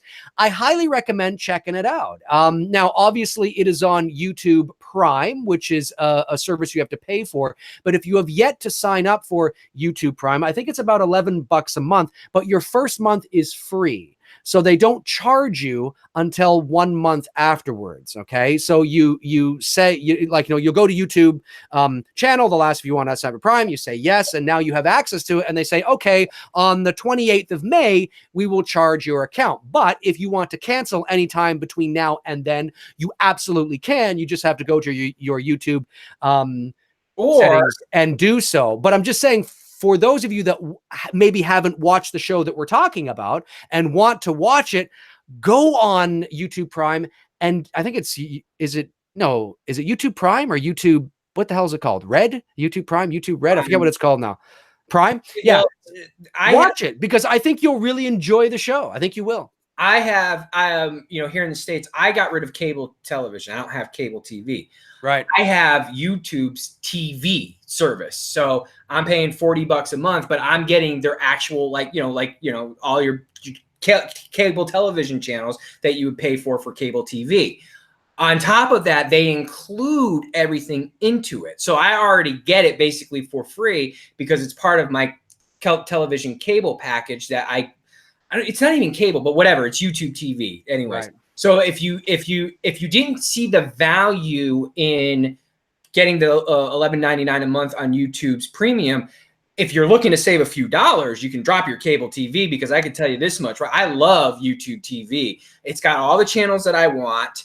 Okay. And it's got, an index of movies that are shown that I can, horror movies from, whatever. I can watch my Halloweens and all that shit on there, which is fucking great. And I love that. And then the current TV shows, which really I only watch a few current shows like Last Man Standing on there, and a couple others that are aired on like public television, not like Netflix shows like Stranger Things or the Ozark or Ozark, whatever it is, the Jason Bateman show. And it's great. And that's a free endorsement, folks, because Tony and I have anything to do with YouTube Premium. Thank you. Yes, not Prime. I was thinking Amazon Prime. YouTube Premium. Yes, I don't have any affiliation with them at all. I just think it was a cool thing. But at the same time, if you want to do that, that's an option. Or if you just want to do the Prime or the Premium, for a month and watch Cobra Kai, you can do that. I highly recommend it because I think you'll enjoy the show. Even if you weren't a Karate Kid fan or you have no Karate Kid, watch the show. I think you'll really enjoy it. Or sit down and watch The Karate Kid because it's currently on Netflix. Watch that film and then start watching Cobra Kai. I think you'll really enjoy it. It's fun for sure. And season 2 was good. The music callbacks, I got to believe everybody, I'm sure all the artists and bands in season 1 right now were probably like, yeah, go ahead, use the song. Because no one thought that this show was going to make, it was going to do anything. I guarantee you every 80s band was hitting these guys up as soon as season 1 ended. You're like, hey, if you want to feature our song in season 2, because it's helping these artists get rediscovered again. I mean, that's true too. Yeah. I mean, there were so many people came up to me like, when Johnny's in season 1 and he's rocking out the beginning there to Nothing But a Good Time. They didn't know Poison did that. Or like the REO Speedwagon song there with Daniel and Johnny in the car, or, the Chicago song played here in season 2 and some of the other tunes that were, jamming from the 80s. This is, introducing people to a whole genre of music that, to me, speaking as someone who collects music and loves music, is the best decade of music because it was just a fun time. And I'm glad that they brought that into the show and that we're not oversaturated with current pop, the current pop and hip hop music. There's a little bit in there, which I'm okay with because you've got to kind of mix the two. But I'm glad that they are really keeping that as that undertone, is that 80s vibe and feel of the music, and of course the movies. Iron Eagle, the references there to Iron Eagle, and Johnny's favorite, and Over the Top. I was cracking up. I was like, oh my god, they're gonna make the kids watch Over the Top. Like, could you not pick a better Stallone movie like Cobra? Yes. Sorry, I was looking at something here. The music is great. I mean, I loved when they, I was rocking out to Back in Black and like it was just there's a Cruel Summer, lot of good songs in there, and I loved when Johnny pulled out his whoa, that's a sentence you don't want to hear. I loved when Johnny pulled out his and I freeze. I love when Johnny pulled out his oh shit, what the hell was McRae gonna say? I love when he actually was able to get the Challenger, because I own a Challenger. So that was a lot of fun to see, because I was like, yeah, he's fucking rocking the Challenger. Now every time I get my Challenger, I'm gonna feel like Johnny, just sitting there fucking rocking around. Put some Back in Black on.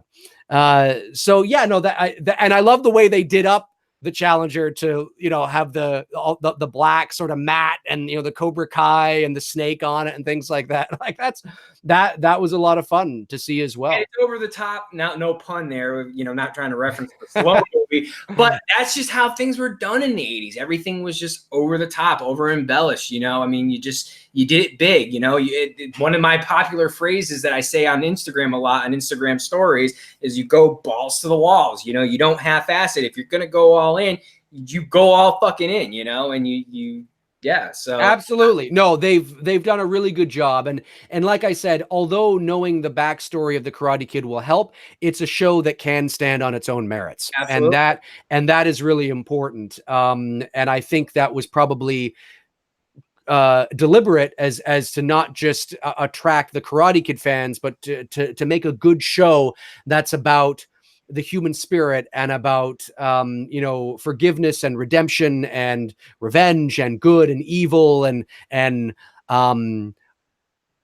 lessons learned, and it's all about that, and that stuff that is just it's part of our everyday. It's part of being human. It's part of who we are, and that's why it's so relatable. Even though there might be some cheesy moments, it's relatable. The themes that run throughout the show are relatable, and I'm impressed with it. I'm more impressed than I thought I was going to be. Not that I thought the show was going to be garbage. I just was like, oh, this is actually really good.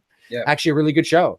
Very impressed. So I'm excited for season 3, and I guess season 3 will probably be out maybe this time next year if they get rolling on it, because if they get greenlit, they'll probably start shooting in the summer towards the fall, and then hit post-production, and it'll probably be like an April, May 2020 or something like that again. Yeah, they did a good job of taking Georgia and making it look like California, because it's all filmed here. Yeah. Except for the beach scenes. The beach scenes are the only ones that weren't filmed here, but everything Yes. else, the mountain scenes where these guys were, this was literally filmed like 30 minutes from where I lived. And I was Yes. like, okay, good job at making it look like California, guys. Yes. No, exactly. Yeah, no, that's right. I knew it was filmed up near you, or down near you, I should say, because I'm up. The beach scene certainly is California. I can tell that. Yeah. But the other, they definitely make it look like North Hollywood. That's for sure. That is for sure. So you want to do some questions here the last 20 minutes? Yeah, let's we can go a bit longer, because we can go to, I don't know, 10 after 9 or something, because we talked a bit there, but I love it. I think this was a good conversation, and I think we talked a lot about what we liked, and I think it's very obvious that Tony and I are big fans of the show, and we appreciate the shit that we're seeing from it. When did you see Karate Kid for the first time? Well, it would have been the 8. I mean, it probably would have been like, 85, 86, somewhere in there. I didn't see it in the theater. It definitely would have been at home on VHS. It would have been a movie that my mother rented for me, probably. Yeah. So, yeah, for sure. And then I definitely saw the Karate Kid 2 as well. And the Karate Kid 3, I think I've only seen once or twice. And then the Hilary Swank one, I wasn't even aware that existed. So until maybe watch it. yeah, interesting stuff. Anyway, so we'll move over to the chat room now. We'll take some questions here. The Filmatic asks, thoughts on the 2010 Karate Kid film? Never saw it. I know it exists. That's the Jaden Smith Jackie Chan remake. Never even watched it. I never watched it either, but I actually heard that it is good. I actually heard it was actually not bad. Yeah, of a movie. That's what I heard. But I've never seen it, because I haven't seen it. So I don't know. But I don't know. I've never seen it. Let's see here. Scott Mariano says, do you guys think Robbie will be arrested in season 3 for what he did to Miguel? Great question, Scott. It's possible. It's definitely possible, depending on how. I mean, it's he could be arrested and charged for that. That's certainly not something. Yeah, I mean, it's possible. Yeah, it depends on what the writers want to do. It all depends if they can improve. They would have to. I don't know if they're going to go this deep, but in reality, they would have to. They would have to prove intent, and that it was Robbie's intent to kick Miguel over the railing. Yeah. Because otherwise, they would be arresting him because otherwise you'd have to arrest everybody in the school for fighting. Pretty much. Yeah. I mean, really, at the end of the day. So they would have to. Even Miguel would have to be arrested because he technically fought. Exactly. Yeah. So they would have to prove that it was Robbie's intent to kick him over the railing and cause that accident. And I don't know if they'll go there, but it's a great question. Very interesting. Frank Riker, super chat. Thanks for the super chat, Frank. He says, if you guys were your own Mortal Kombat character, what would be your fatality? I'd want to get kicked in the face and my head just explode and my body go. I think that's what you're asking, right? Like, how would we die? What would be your fatality? No, like, what would your finishing move be? Oh, my finishing move. Oh, okay. Sorry about that. My finishing move. Oh, I see. Okay. Oh, I understand what you're saying. It's just the way that you worded it. Okay. Yeah. Okay. No, that makes sense. My finishing move. My finishing move would be, okay, well then I'll reverse it. A gigantic fucking epic side kick that right to the face and then to the side and to the side and then up on the chin. But it happens so fast. It's like boom, boom, boom, boom, and the head explodes. That's what it'd be. It'd be known as like the I don't know, the McRae dagger. I don't know. I don't know. I got to think about that shit. What about you, Tony? Well, I'm gonna have to steal a little something from Nightmare on Elm Street 3, and I'd piss fire.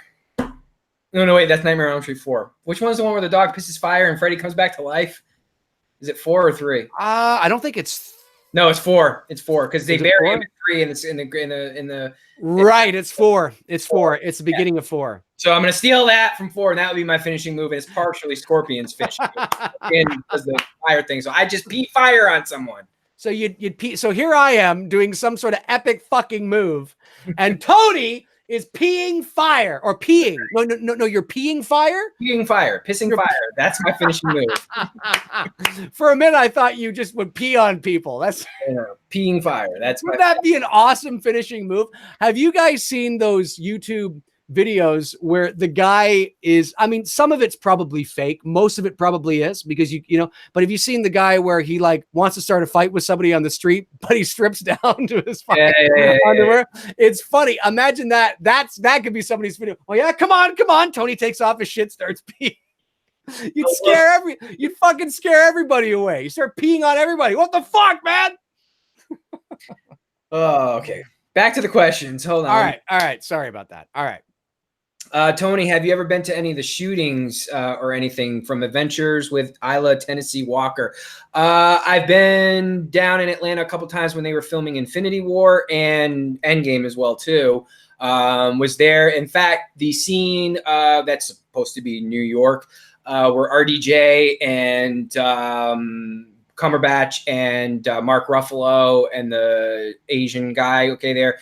If you've all seen Infinity War, this is not Endgame, this is Infinity War. We were there the day they were shooting that scene in the fight battle between the aliens in New York. And the funny thing is the aliens that they had, they were literally miniatures. And the actors were responding to them. So it's actually funny to watch them acting and then to see the final cut of it. It's like, oh, shit, that was pretty badass. So that's the only – oh, no, I was here also and I was on the set – not on the set, but was there when they were filming Fast 7. Yeah, Fast 7. That's the one where Paul Walker died before the finishing of the film. And what else? Just others like Stranger Things. I was in the mall when they were doing Stranger Things season 3, and because the mall is literally like 2 minutes up the road from me, that they converted over into like an 80s mall. But as far as for anything Cobra Kai related, I've been to their locations. I just wasn't there physically for when they were filming. Right. Yeah. No, that wasn't a question towards me anyway. Yeah. No, you're right. Next question. Go ahead. Next question. Let's see here. Scrolling up question. Let's see here. Oh wait, I thought I had one. Oh no, that was already answered. Let me see. Brandon Lee says, did you guys notice the contrast between Miguel and Robbie? Miguel showed mercy and Robbie didn't. Oh yeah, absolutely. Oh. Yep. Yeah, that's that. We were just talking about that and the whole that's what caused the whole fucking shenanigans at the end of the show. Chris Hess asked, Tony, Dave, do you think Chosen, by the way, for those who don't know, was the villain in season 2 that Daniel fought at the end, the death match, which really should have been Karate Kid 3 because it made no fucking sense that Daniel survives a death match and then is acting like a little bitch in Karate Kid 3 to Mike Barnes. I'm like, wait, no, that made no sense in the storytelling. But anyways, that's who Chosen is, or Terry Silver will be brought back to Cobra Kai. Look, they've said Anybody who's ever been a part of the Karate Kid universe is welcome to come back. It's a question of, like, for example, Chad McQueen here, who played Dutch in the Karate Kid. He doesn't want to act, so he doesn't want to. It's not like he's trying to be like, no, guys, I don't. He just doesn't want to act, and you got to kind of respect the guy if he doesn't want to act. He just doesn't want to do it. So they wrote his character to be up there in Lompoc prison. So the same thing could be said for Cho. I mean, I don't know if they're honestly, now seeing the tone of season 2, I don't know. You got a couple of winks and nods here in season 2 of Karate Kid 2. You had the drum scene, moment there where Robbie's holding the drum and Daniel said, "Be careful with that. It saved my life." And then, of course, obviously the fight at the end, the fight to death almost. There's no points here. I think even Tori says that line, "This is for real." That's obviously another wink and nod to Karate Kid 2. I think you're going to see, in the Chicago song as well, too, even though it's a different Chicago song. I think you're going to see Easter eggs, even Terry Silver's little flashback moment there where Daniel's talking about being a part of Cobra Kai. I think you're going to see that in this. I don't think you're going to see the actors themselves. I don't think you're going to see Chosen. I don't think you're going to see Kumiko, because unless Daniel were to end up in a divorce, which I thought at one point, I really thought the way the season was developing that maybe him and his wife were going to get divorced and that somehow they're going to bring Kumiko back into the equation. Because I don't think Daniel and Allie are going to end up together or anything like that. But I just don't see them bringing these actors back because it doesn't fit. There's no reason to. The only person I could see them bringing back, honestly, would be Mike Barnes, because it was Daniel's, it's a rival, not really a rival like Johnny, but, it was Daniel's antagonist in Karate Kid 3. That's the only person that now seeing this show for 2 seasons, that's who I can probably see. I just don't, Dave, I don't know. I mean, I know you're not familiar with Karate Kid 2, but if you remember it, do you really think that there's any elements to bring in there from part 2 to this? I think I think at this point in the game, it would all factor in depending on how long this show goes. True. Because as of right now, it's completely and utterly unnecessary to bring anything in from the Karate Kid 2 or 3. You can reference it over certain little things like the weight thing or whatever the thing there, things like they can show little scenes. Miyagi taught me this, and then they can show a scene from the Karate Kid 2, or when Daniel said, I actually became your Cobra Kai. They show a little bit of that, but the actual foundation of the narrative, it's been established that Kreese is the villain. Yep. And he's, it really is very dependent on the first Karate Kid film. It really and everything else is sort of extra, if they need it. Now, if this show was to go on for 10 seasons, then you're going to, at some point, you're going to run out of characters and you're going to need to pull from other people. Exactly. And you're going to run out of ideas, and Kreese can't be the villain over 10. Well, I mean, he could be, but obviously at the pace for which this story is progressing and changing, it would be very strange that Kreese is the villain in season 8 and he's the villain in season 2 or, right. 3, right? It's because the show, the pace is changing. Things are changing and evolving so quickly.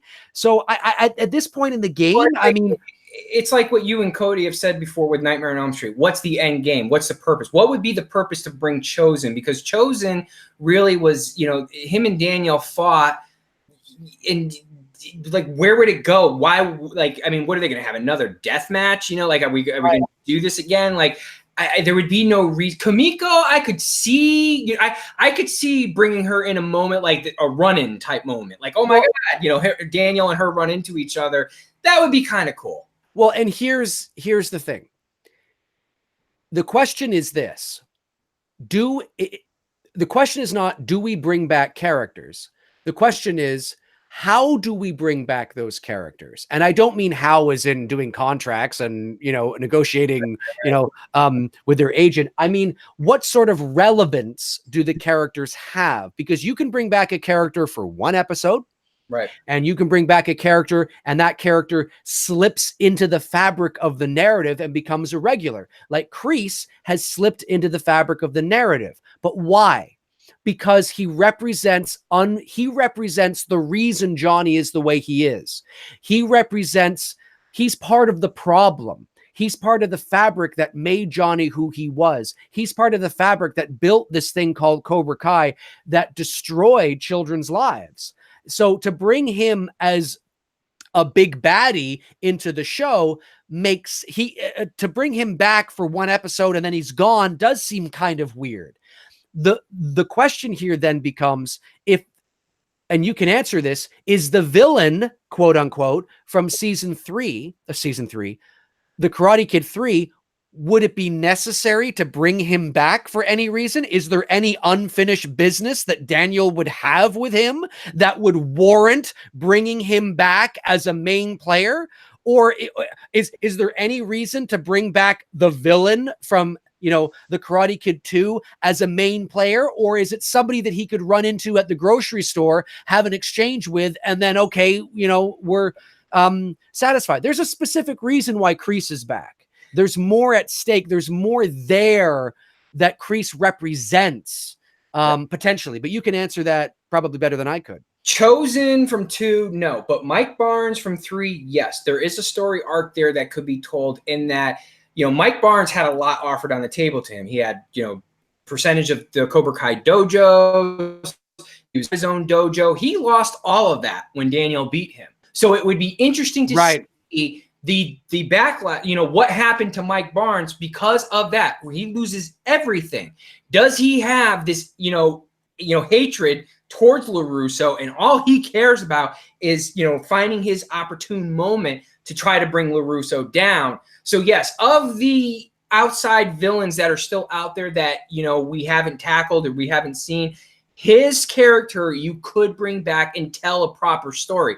Chosen, there's no freaking need to do that. And the only reason why I would say bring Barnes in, because it's clear that Kreese is going to be the villain in season 3. I mean, it's blatantly obvious. And that you can, if you're going to continue seasons 4 and 5, at that point, I think Dave would agree here, Johnny and Daniel's rivalry should be pretty much, it's got to be a done deal by the end of season 3. So what do you do? Do you just keep having Kreese as the antagonist? No, I think that's where Kreese is the antagonist for season 3, and you begin to open up that door to bring Mike Barnes back in. And Mike Barnes really becomes the closing chapter in completing this whole thing, and he may be the last villain that you It very well could. I'll have to watch the other 2 Karate Kid films again to brush up on that so I can tackle this better. But certainly I agree with you. Kreese, they've set it up that Kreese is going to be your your big baddie in season 3.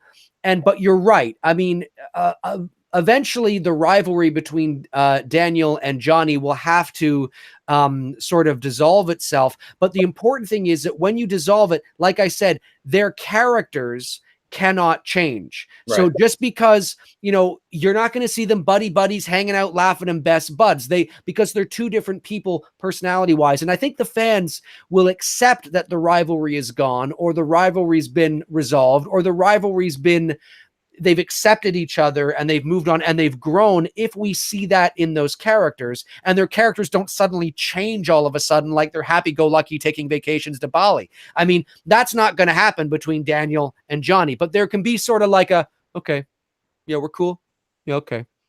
But every time they speak, they're okay. They're chill, and maybe they laugh from time to time, but it's always, it will remain surface level, and maybe a bit deeper because of their children, but it kind of, it's still kind of, it's the children that are going to help bring potentially Daniel and Johnny together. Yep. You know what I mean? And you can see that. I mean, it's a theme that is not, it's an old theme, and they'll have to work together to bring down Kreese. But then, as Tony said, then at that point, if Kreese makes it into season 4 and is the villain, because of how quickly things are changing. My question, like, why? It just feels like.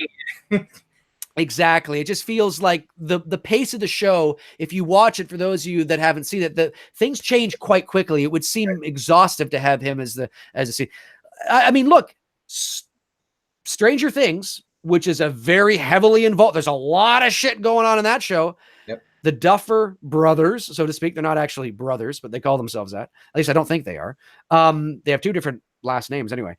They have said that they think they could probably get 4 seasons out of Stranger Things. Maybe 5, but certainly 4. 5, I think, is pushing it. 4, I think. 4, I think you're at that sweet spot where the kids are still young enough that you can pull off that youth, because now they're in high school. Exactly. And you have to think of the same thing with these guys as well, because a big part of Cobra Kai is the dynamic between the kids. Right. And it's right. And if you go on, like, imagine if this show was going on for 10, listen, Beverly Hills 90210 was its most popular, as most shows are. To be fair, most shows, whether it's a sitcom or a drama, are most popular in the early seasons, right? I mean, most shows are, the best seasons are your first 4 or 5 or whatever the case is. Yeah, it's very rare do you get like shows like Cheers and Frasier that can actually carry 10, 11 seasons and be pretty damn good for 10, 11 years. Right. But even those seasons, I've seen all, all the seasons. In my opinion, the first seasons of even Frasier are still the best. Oh, sure. Like, if you had to compare them, right? So to draw out, but to have a show that centers around kids, even though Jason Priestley and all weren't really kids, but to have a show that focuses on high school, a lot of people have said that, well, by the time they get to college, even though we carried into college, it's kind of not the same. Like, we're drawing out the same drama and the same stuff.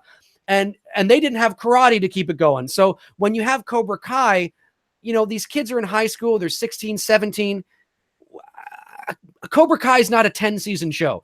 No. So it might make it to 4. I could see it making it to 4. Yeah, it's kind of like Colin here asked, hey, Dave and Tony, what did you think about the next Karate Kid with Hilary Swank? It's the reason why the next Karate Kid with Hilary Swank is not a fan favorite. It's not one of my favorites, is because it basically repeated the same formula of the Karate Kid. And at that point, you'd already done that, and it's like, why are we doing the same thing here that we've already seen? There was no reason to do it. There's some parts to it that are okay. Obviously Morita being in there, it's always great to see him as Miyagi. But it's not a fan favorite. Dave, did you even see the next Karate Kid with Hilary Swank? Or? No, I didn't. I was unaware it was even a movie until about 6 months ago when I was looking up something and I came across it. I think I was looking up movies with Hilary Swank because she's sort of been incognito for a while. And I think she's such a talented actress. It's unfortunate that she's not doing more. I mean, she's always done things, but you know what I mean? And one of my favorite films with her in it, a $1 Million Baby and Boys Don't Cry aside, is the one, the Nolan film that everybody seems to forget with Al Pacino, which is Insomnia. I mean, I think that's such a great movie. So right. I think I was looking stuff up with her and I came across it and I was like, she was in a Karate Kid movie? And then I realized, oh my God, Miyagi is in it? And now that just feels like blasphemy. Well, it's kind of weird. Did the exact same formula with a freaking girl. We've seen it, just like Ghostbusters, even though Ghostbusters, right. They revamped it a little bit and it was a little bit different. But with the next Karate Kid, it literally is almost telling the exact same story as the original Karate Kid. And right. Changing anything here. You're not giving me anything new. You're not carrying this legacy. You're telling me, okay, a girl, she's fighting the group bully bad guys in the school, and she's going to end it on some dramatic kick at the end. Sound familiar? Yeah, it's the fucking original Karate Kid all over again. Right. Yeah, exactly. No, that's true. Super chat from J Reed Mem 77. Thank you for the super chat, buddy. Appreciate it. Dave, Tony, you're the best around. Nothing's gonna ever keep you down. I thought you were gonna say nothing's ever gonna stop you now, which I think is an 80s song as well. Is it? What's that song? No, that you're the best around is it's a song in the soundtrack. Yeah, see, there you go. That's what I thought. Yeah, appreciate it. Thank you so much for supporting the channel. Let's see here. Skate Tune says, I'm sure Will Smith produced Cobra Kai. Yes, it is. Yeah, he is. He's a producer. But remember, folks, now I'm not saying that Will Smith is not sort of, involved, but remember, producing there's a big spectrum there. Excuse me. The Film Addict says, who is the most annoying character in a horror film? For me, Tina from H5 is the most annoying character in a horror film. Man, that's a good choice. I'd have to think more on it. I have no idea. Dory Heather says, Miyagi also took Julie to visit the monks. Did that happen with Daniel in the first movie? Hell no. Oh, okay. I'm not. Wow. Okay. You're familiar with that movie. Yeah. I haven't seen it. Dory's got his panties up in a bunch right now, and he wants me to respond to his dumbass comments, but I'm pretty much ignoring him. Oh, I wasn't aware that there were dumbass comments. Oh, that's unfortunate. Let's keep it all polite, folks. Yeah, let's keep it civil. Let's see here. Chris Hess, Johnny versus Mike Barnes. Who would win? Ooh, who would win? Johnny versus Mike Barnes. That would be, look, I give Ralph Macchio credit there on that beach scene with the fight there. I give him credit. He surprised me because I honestly didn't. He's not a choreographed fighter. He's just Ralph Macchio never made a career out of that other than doing the Karate Kid. So I wasn't sure how much we would get with him in a choreographed fight scene. So I was surprised to see that. William Zabka, however, that's a fucking another story. This dude can hold his own. So yes, if I wanted to see an epic showdown between two people in this, I probably would want to see William Zabka versus Sean Kanan, who plays Mike Barnes. And that would be pretty fucking dope to watch. I totally would sign up for that. Very cool. Very cool.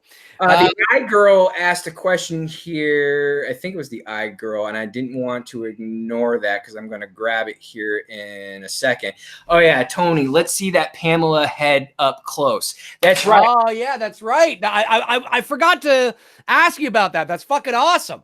I had a makeup artist guy here in Atlanta design me because for those who don't know, on Instagram, I'm doing these horror themed of these iconic horror characters, Jason, Michael, Freddy. Freddy's coming very soon. And I had some guy design me because right now the Jason that I'm focusing in on the photo shoots that I'm doing is from part 2 with the sack. And actually the sack is right underneath it. So I said, I really got to get a Pamela Voorhees head. So I contacted a guy here who does this makeup, and dude did a fucking amazing job. It looks great. It's not the movie version, but it's as close as I'm going to get to the movie version. Well, let's just put it this way. I knew instantly what it was. Without even asking, right? Right. Yeah. And that's how good of a job this dude did. So, yeah, because I'm definitely going to incorporate that into the current Jason photos that I'm doing on Instagram. So, cool. Thanks. There you go, iGirl. iGirl. I don't know. Adventures with Ella Tennessee Walker says, Tony Dave, do you think they'll redo the ice break scene? I see what you're saying. That was another throwback clip. Remember they showed that where Daniel was breaking the ice? That was from part 2. Yep. And I don't think they will. He was about to do it at the fair or the carnival there with the no, I don't think they will. I don't think they will because I think the fact that they were about to do it and they got interrupted by Cobra Kai was sort of like that's done. I need to do something different. I need to figure out my own way, because as much as this is about Mr. Miyagi and honoring Mr. Miyagi, this is also about Daniel defining himself and his own sort of way. So, yeah. Sorry, I wasn't laughing at what you were saying. iGirl just said, thanks for whipping it out. I was like, yeah, no problem. I was about to go, whoa, where are we going with this? And I'm like, oh yeah, the head. There you go, folks. Wait, I said that. Get your mind out of the gutter, ladies and gentlemen. Man. Anyway, Christopher Wynn says, I never understood how Daniel was more afraid of Mike Barnes than Chosen. Any thoughts? That. Yeah, I just said that. I never understood the storytelling of Karate Kid when Daniel fights Chosen in a death match, and then he goes and fights Mike Barnes in part 3, and he's afraid again. Like, dude, you just survived a death match. You should be pretty much walking around like a pimp, and no one's going to take you down. No pun there with quoting the song. But then to have him, psychologically, I get the formula, what they were doing, okay? Avildsen, who's the director who wrote Karate Kid, who also, by the way, did Rock. Yes, he did. He mirrored these two series very closely, with the exception. Yes, he did. With the exception of Rocky, his street fight doesn't happen until much later with Tommy Gunn, whereas Daniel's death match happens early on. And he also directed Rocky V. That was his Rick Rosenthal Halloween resurrection moment. Exactly. Where it's like, bro, no, we don't need to do this. With Karate Kid 3, he took the formula of Rocky 3, in that when Stallone's character Rocky loses that edge, he's afraid, he doesn't want to fight Clubber Lang. Psychologically, it was in here. So they basically did the same thing with Daniel, because honestly, I've heard stories, and I don't know how true these stories are, if this is just, became a mythology thing, but they actually wanted to continue with Morita and Ralph Macchio continuing their journey in Okinawa and, learning Miyagi-Do and doing things in line of what happened between Daniel and Chosen and continuing the story that way. That was supposed to be the original approach of the third film, and I would have loved to have seen that. And instead, we got this version, and Avildsen admitted he totally stole the idea from Rocky 3, because that's literally the storyline of Rocky 3, where the bad villain in it gets inside the head of the protagonist, and in this case Daniel and Mike Barnes. Mike Barnes gets into Daniel's head, and Daniel loses all his confidence until Miyagi, there on the mat, and says, you got to gain focus and all this stuff like that. You can basically have the same thing happen there with Adrian and Rocky when, they're on the beach there in Rocky 3, and Adrian's trying to say, what's the problem? Because I'm afraid. Right. I'm afraid. Okay, there, I said it. I'm afraid. I'm afraid, Adrian. It's exactly right. And it's so that's basically why we ended up with Karate Kid 3 there in the late 80s. And it just, unfortunately, I would have loved, this is again what happens when producers and studios get involved and fuck shit up, and they give, look, Mike Barnes, Sean Kanan played a great antagonist. I thought his character, was well written. It just didn't make sense. Had he been the character in part 2, that would have made sense, because Daniel was still new. He was still fresh in his karate. So it would make sense that, okay, now you have someone even bigger and harder to defeat. Yeah, totally get it. Then, Chosen and should have been the character of 3, and that would have been it. And they ride off in the sunset together. Right, so. right. Yeah. No, I need to brush up on those 2 movies. I have a comment, but I will agree with what Tony has said here. Let's see here. Skate Tune says, Dave, Tony, no comments on the Stingray character, bit over the top character. Well, to be honest with you, you're right. It is an over the top character, but it fits right in with a 1980s vibe. If you're familiar with movies like The Karate Kid or like Caddyshack or like any cheesy 80s. Not that The Karate Kid was that cheesy, but the Karate, I mean, it's got that, it didn't bother me at all. It fit right in with the whole show. Same. Yeah, fit right in with the whole show. And he's an interesting character. We're doing a show on Cobra Kai, but we'd be remiss not to answer a question about Halloween. Tony, where'd you get that Halloween 4 sticker? And the stickers here on my laptop were actually given to me by my niece. My sister was out with shopping or whatever, and stop your lying. They were given to you by Danielle Harris on the date you guys had last Saturday. Oh, Tony, you're a caution. God, I wish. Yeah, I wish. No, but it was just a couple of stickers that they saw. It was like a little package of stickers, of Halloween stickers, and everyone in my family, I'm the horror guy. So I was like, cool, I'll just slap them on my computer and put that one up there, and there you go. Very cool. That's where I got it. Tony, has the score of the original Karate Kid ever been released? Yes. Now the Bill Conti score is not on, well, no, some of it's on the vinyl soundtrack of part 2. None of it is on the vinyl soundtrack of the original. It's all the pop music on there. The Conti score, there's a 4-disc CD. It's going to cost you some bucks now. I have it. It's over there on one of my shelves. If you can find it, you're going to spend some serious, but it's on a disc. It's on compact disc. And they did release of all 4 films, the 4 Karate, next Karate Kid and the first 3 films. It's all Bill Conti's music. So if you can find it, you're going to spend some bucks. Yeah, and Bill Conti, let's not forget, also did the theme for Rocky. So there's a big Rocky connection to the Karate Kid film, and you can certainly see it. I mean, it's all about being down and redemption. So I mean, that's why these human spirit themes in movies can be very attractive. Yeah. Super chat from Kevin Fishgall. Thank you, Kevin. Appreciate the super chat. Let's see here. Chris Hess says, Tony Michael. No, Miguel. Tony Miguel. Right. Oh, Tony Miguel, comma, Really? Chris, comma, use a comma. Tony Miguel really got the crap end of the stick for showing mercy. Did this cause the debate for you in which maybe Kreese is right about showing mercy? You show mercy this no, I don't think so. I think it's about balance. I really do. And that's what the it's whole about that's the whole thing in martial arts. And that's why the whole idea of balance is a theme that runs through Star Wars again, because that's what Star Wars is. The Jedi, it's a martial art. You know what I mean? The Jedi are martial artists, you know, and all that kind of jazz. And you heard me talk about that at the beginning of the show. So, I mean, it's about balance. And it's not that Cobra Kai, everything they stand for is wrong. It's just they're too far one way, you know, and it's like the Force. There's a dark side of the Force and the light side of the Force. The Force in and of itself is neither good or bad. It's how you utilize it. It's what you do with it that can make you evil. You know what I mean? So, yeah. So, yeah. Agreed. Tony, upload to your YouTube. No, I'm done with doing videos.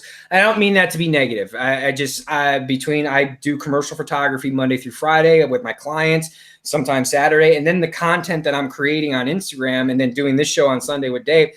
I mean, I have no time, you know, like I don't have the time to be making videos, and this is more than enough, you know, with the stuff that me and Dave are doing now on his channels. I'm totally getting it out of my system and don't need to do it. So I don't mean that to be mean, and I appreciate it, but yeah, no, I'm just here with Dave, and that's pretty much it.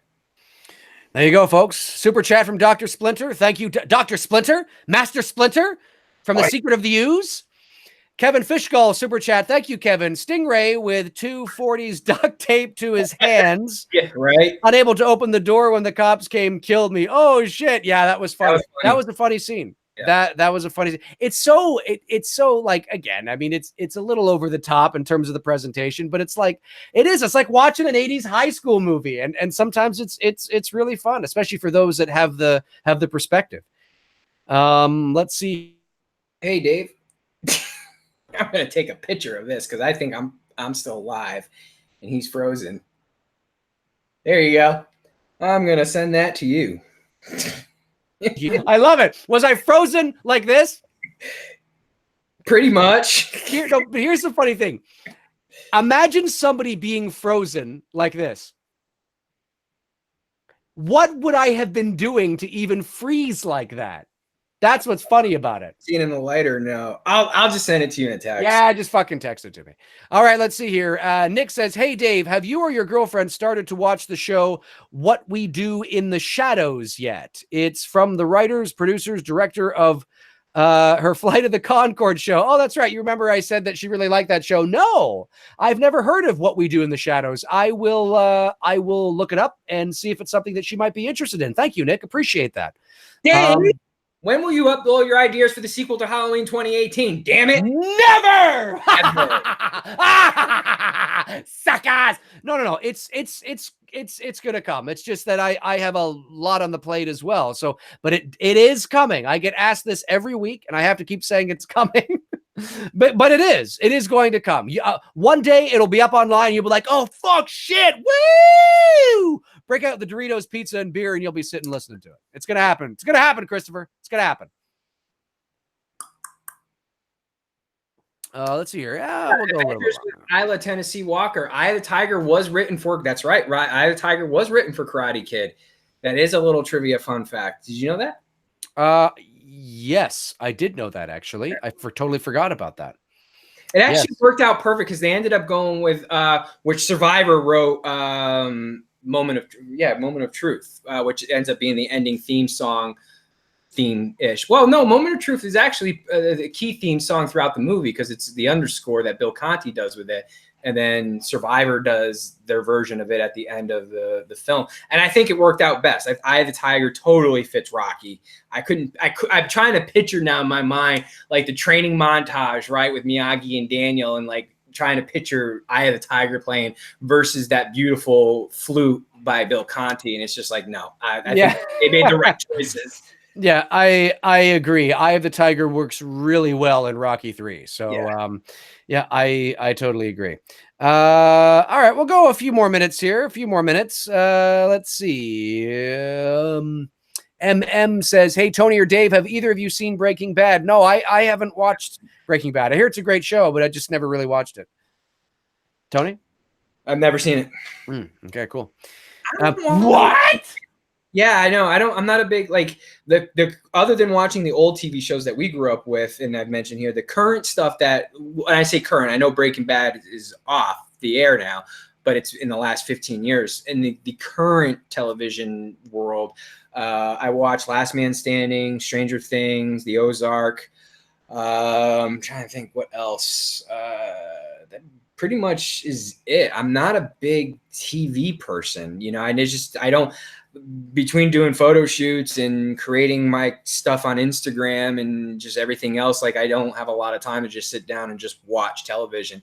In fact, doing this with Dave, this is the most like that I'm standing still over the course of a 7-day period. Because if I'm not doing photo shoots, and if I'm not doing, you know, my personal photo shoots for Instagram, I'm like usually running, exercising, just doing something active. So, you know. Right. Oh, the Twilight reboot. Have you guys seen it? No, I'm good.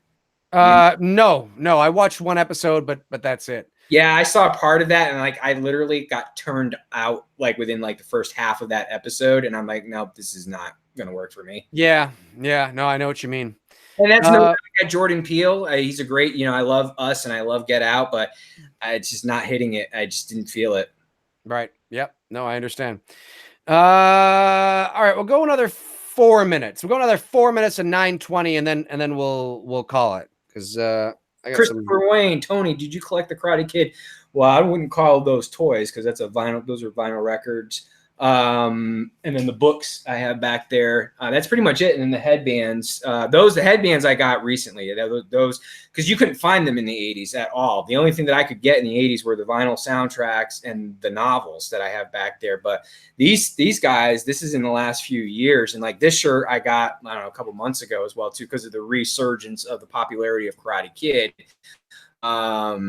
You know, we didn't have access to any of this crap. And Dave talked about this before. The shit that we had back in the day, we had nothing. These kids today are getting everything. Yep, absolutely.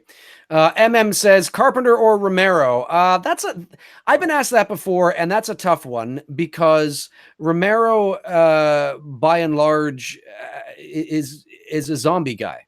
Yep. And Carpenter has done other things. So it's hard for me to say Carpenter or Romero in what sense. In a zombie movie? Well, yeah, I'd say Romero, because Carpenter's never done a zombie movie. If in suspense and nuance, and I'd say Carpenter, because Romero doesn't really, you know, he's more of the. So it's really hard to say. It's like comparing apples and oranges. Carpenter or Romero would be like saying, let me see here, Craven or Kubrick. Oh, fuck me. Don't do that to me. Come on. Like Craven or Kubrick. Like, what? I can't even, what? They're totally two different directors. Totally different directors. It's like comparing apples and oranges. You know what I mean? Yep. So it's a hard one to answer. But they're both great directors in their own right. Like Dave said, you know, oh, yeah.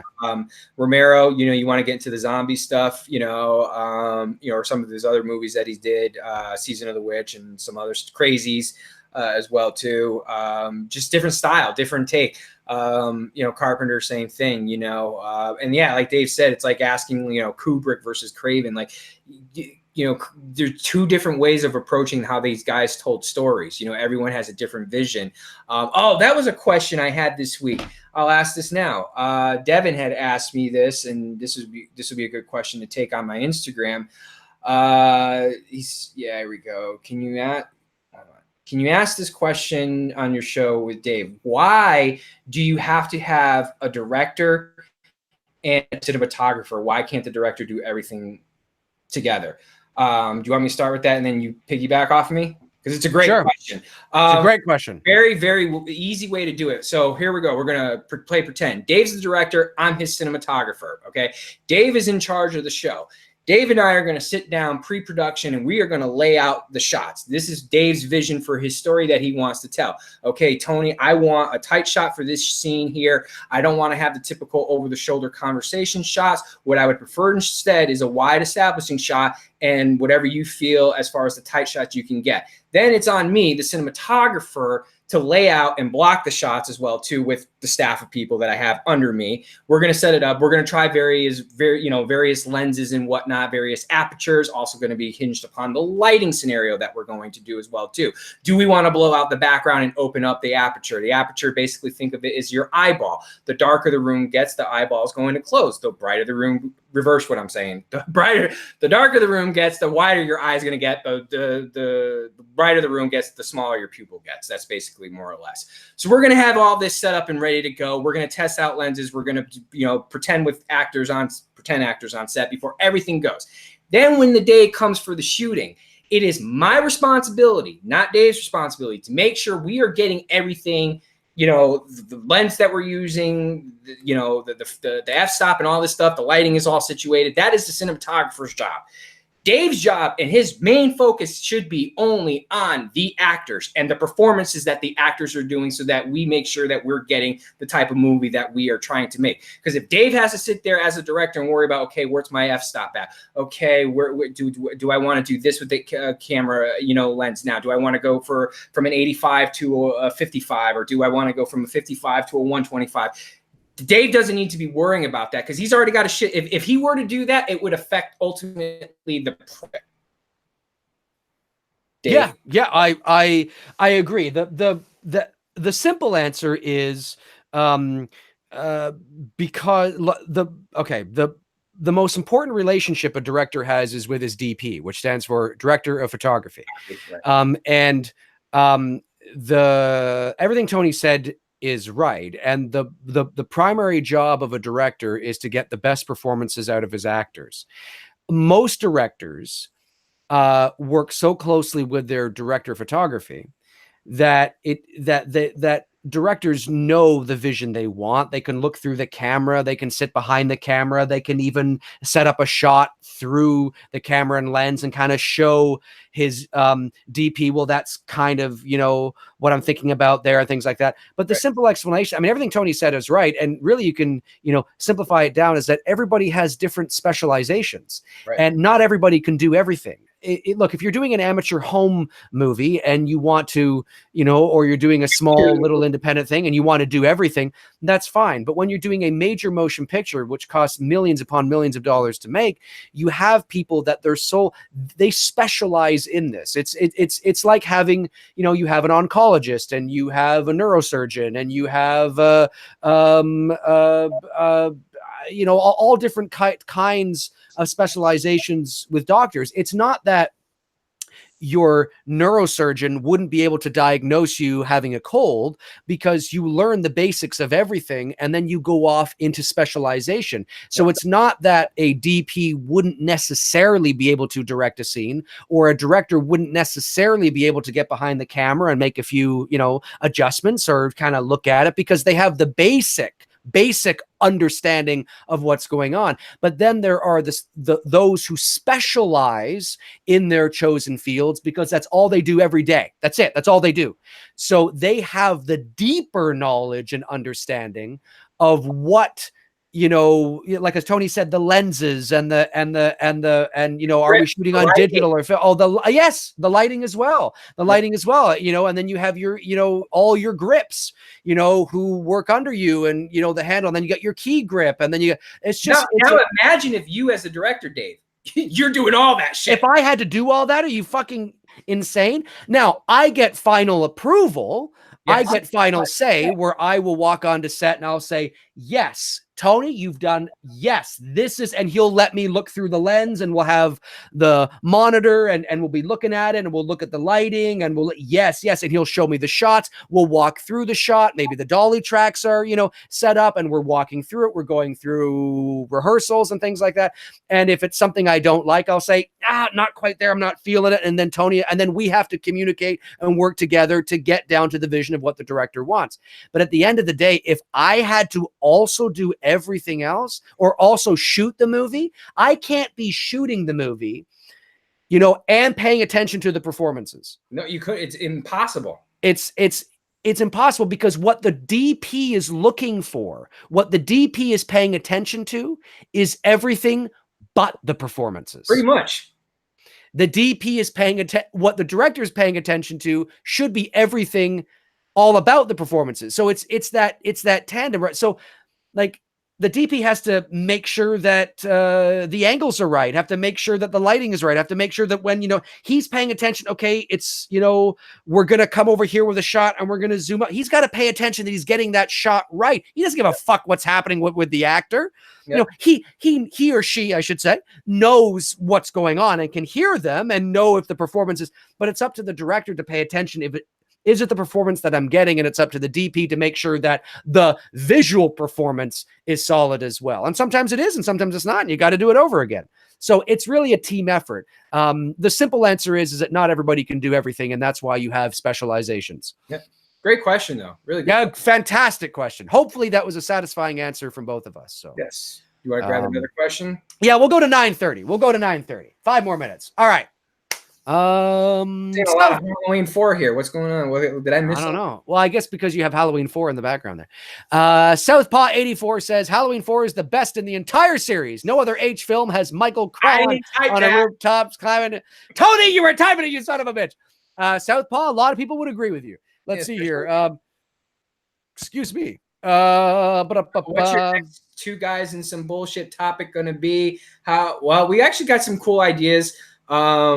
I don't think we want to talk about it publicly yet because we want to kind of fine tune it, but we've got some good shit coming. So I think you guys will be happy with it. I think you guys will like it. Hey, you know what I watched this past week or in between Easter? Because we've been talking about the goddamn movie for so much. I ended up just finally putting on Black Christmas. It's just like one of those, like, you finally watched it. No, I've seen it, but I just okay. It's been like forever since I seen it. As soon as I watched it, I'm like, oh yeah, I fucking remember this shit. Like, yes, such a good movie. It really is such a good movie. So, do you know I don't know in the extras you have, but the extras that I have on iTunes, the digital, do you know that what's the director's name again? I'm drawing a blank. Bob Clark. Bob Clark. Do you know he sat down 2 years or so beforehand and talked with Carpenter about the possibility of the sequel, and that the sequel of Black Christmas was going to take place in autumn, and that Billy the Killer was going to be in a mental hospital. He was going to escape, and he was going to kill people at a new sorority on Halloween night. Carpenter basically lifted that idea and implanted it into... But he did it better, obviously, in Halloween. But to be fair, I think it was actually a matter of circumstance, because it was actually Irwin Yablans whose idea was to set it on Halloween night, because the original script, the original title that he had was The Babysitter Murders, as we know. And then his idea was, well, you know what? Why don't we set it on? Now, I don't know if Yablans knew Bob Clark or had any. I didn't ask him that. I could always ask his son, I guess. I'm in touch with his son. But I don't think he knew that. But the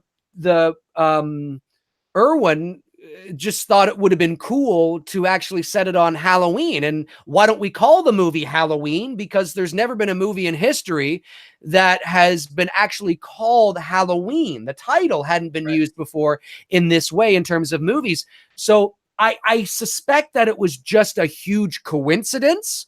Very huge. Yes, and something that, because Carpenter also said that the basis for Michael Myers was when he was in university, in film school, I believe it was. Right. He went to a psychiatric ward and saw a child that, and that's what the whole, the blackest eyes, that's what that was based on. So I think now maybe it seeped into Carpenter's subconscious, right? And maybe there was something going on there that even he was unaware of. But the way I see it is, as of right now, it may have just been a matter of circumstance and a coincidence, but there's no doubt that a lot of people there are some people online, you can look it up, that try to say that Halloween's actually the unofficial sequel to Black Christmas. And it's kind of like, as soon as I saw that interview, I Googled that and I'm like, oh, fuck, they beat me to it. Because yeah, they were saying, like, they were saying that Halloween is the unofficial sequel to Black Christmas. I'm glad, though. I'm glad Clark stuck to his guns and didn't do a sequel. The ending of Black Christmas is it's left up to you to decide. It really is. It's such a great ending, and I love that. It is, and it's quiet. You just hear the phone ringing and the camera's pulling back. And folks, for those of you that don't know, that's a Canadian film shot right here in Toronto, and the sorority house.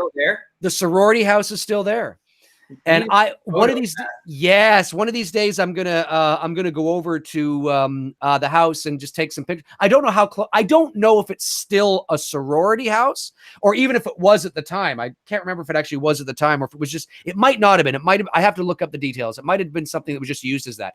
Now what it's being used for now, I really have no idea. But it's still there, and how close I can get to it, and whether I can go inside, I have no idea. Right? From what Margot Kidder said in her interview, she says it's a really small house, even though it's portrayed big on screen.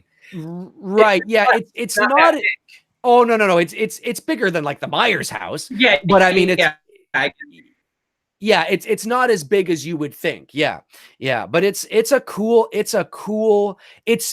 classic old school, eerie power of suggestion mood. Like it's that classic Hitchcockian. It's great. It's great. Oh, it's a great film. I love that movie. When I watched it again, I forgot how much I enjoyed the film, because it'd been a while since I had seen it. And it's always good to, did Dave freeze up on me again? Oh no, he's blinking. I was like, I wasn't sure. And it was good to go back to it and watch it again and realize like, oh yeah, I forgot just how good this movie it is. And like this goes to what we were talking about, not to get into, I know we were talking Cobra Kai and somehow we always end up on horror because that's just who we are. Exactly. They could make movies like that still to this day and still, creatively, you don't have to show all the blood and guts. And that movie with Black Christmas still holds up. Like if I were to show that to someone right now, they're going to be scared. Oh yeah, it's great. It's that power of suggestion, and I wish they would continue to still make movies like that because I think they could. I think they could too. 100%. Absolutely. Well, folks, that's going to do it for Tony and I on episode 20 of Two Dudes and Some Bullshit talking Cobra Kai. We appreciate each and every one of you who tuned in today for the show. The Cobra Kai fans, of course, this will go right up onto the channel. Now, keep in mind when videos are processing, the first few minutes of the video are always never seen until the video is fully processed. So when you click on the video afterwards, it'll look like you've jumped right into the middle of it. It's because you kind of have. So you have to wait a bit until it's fully process, but I like to get it up there as soon as possible. So so we appreciate it, and definitely I'm looking forward to season 3 of Cobra Kai, and hope you guys are too. And don't forget to leave your comments in the comments section of what you guys liked about the season and what you want to see from season 3. All my links are in the description below, as well as Tony's links to his Instagram. So if you're not following him, what the fuck are you waiting for? Click on that and follow him. And Tony, any last things you want to say? No, man, this was a cool stream. I'm glad we got to talk some Cobra Kai tonight. Karate Kid for me is it's a very special movie. I don't say it lightly, and I know people go like, how is Karate Kid your all-time favorite movie? I mean, you have to understand too, this was the first movie that I was old enough to recall seeing in theaters. I know I was there for ET, but dude, all I have is it's like a photograph of I was there. I don't really remember it. This I remember. I remember being that young kid, being there with my grandfather taking me to see this movie and doing the, like I said, the crane stuff. And this movie, was also a close relationship to me and my grandfather. We'd always watch it together as, when I was a kid and whatnot. It just is. And the way these guys have protected the integrity of the original film, again, I can't, say it enough. They've done a phenomenal job, and appreciate you guys joining us here tonight and watching the show. And we'll be back here next Sunday, same time, same shit show. Yeah, absolutely. 100%. Appreciate it, guys. Thanks so much. We will talk to you soon. Have a great week, and I'll be uploading videos when I get an opportunity. All right. Talk to you guys soon. Cheers. Later.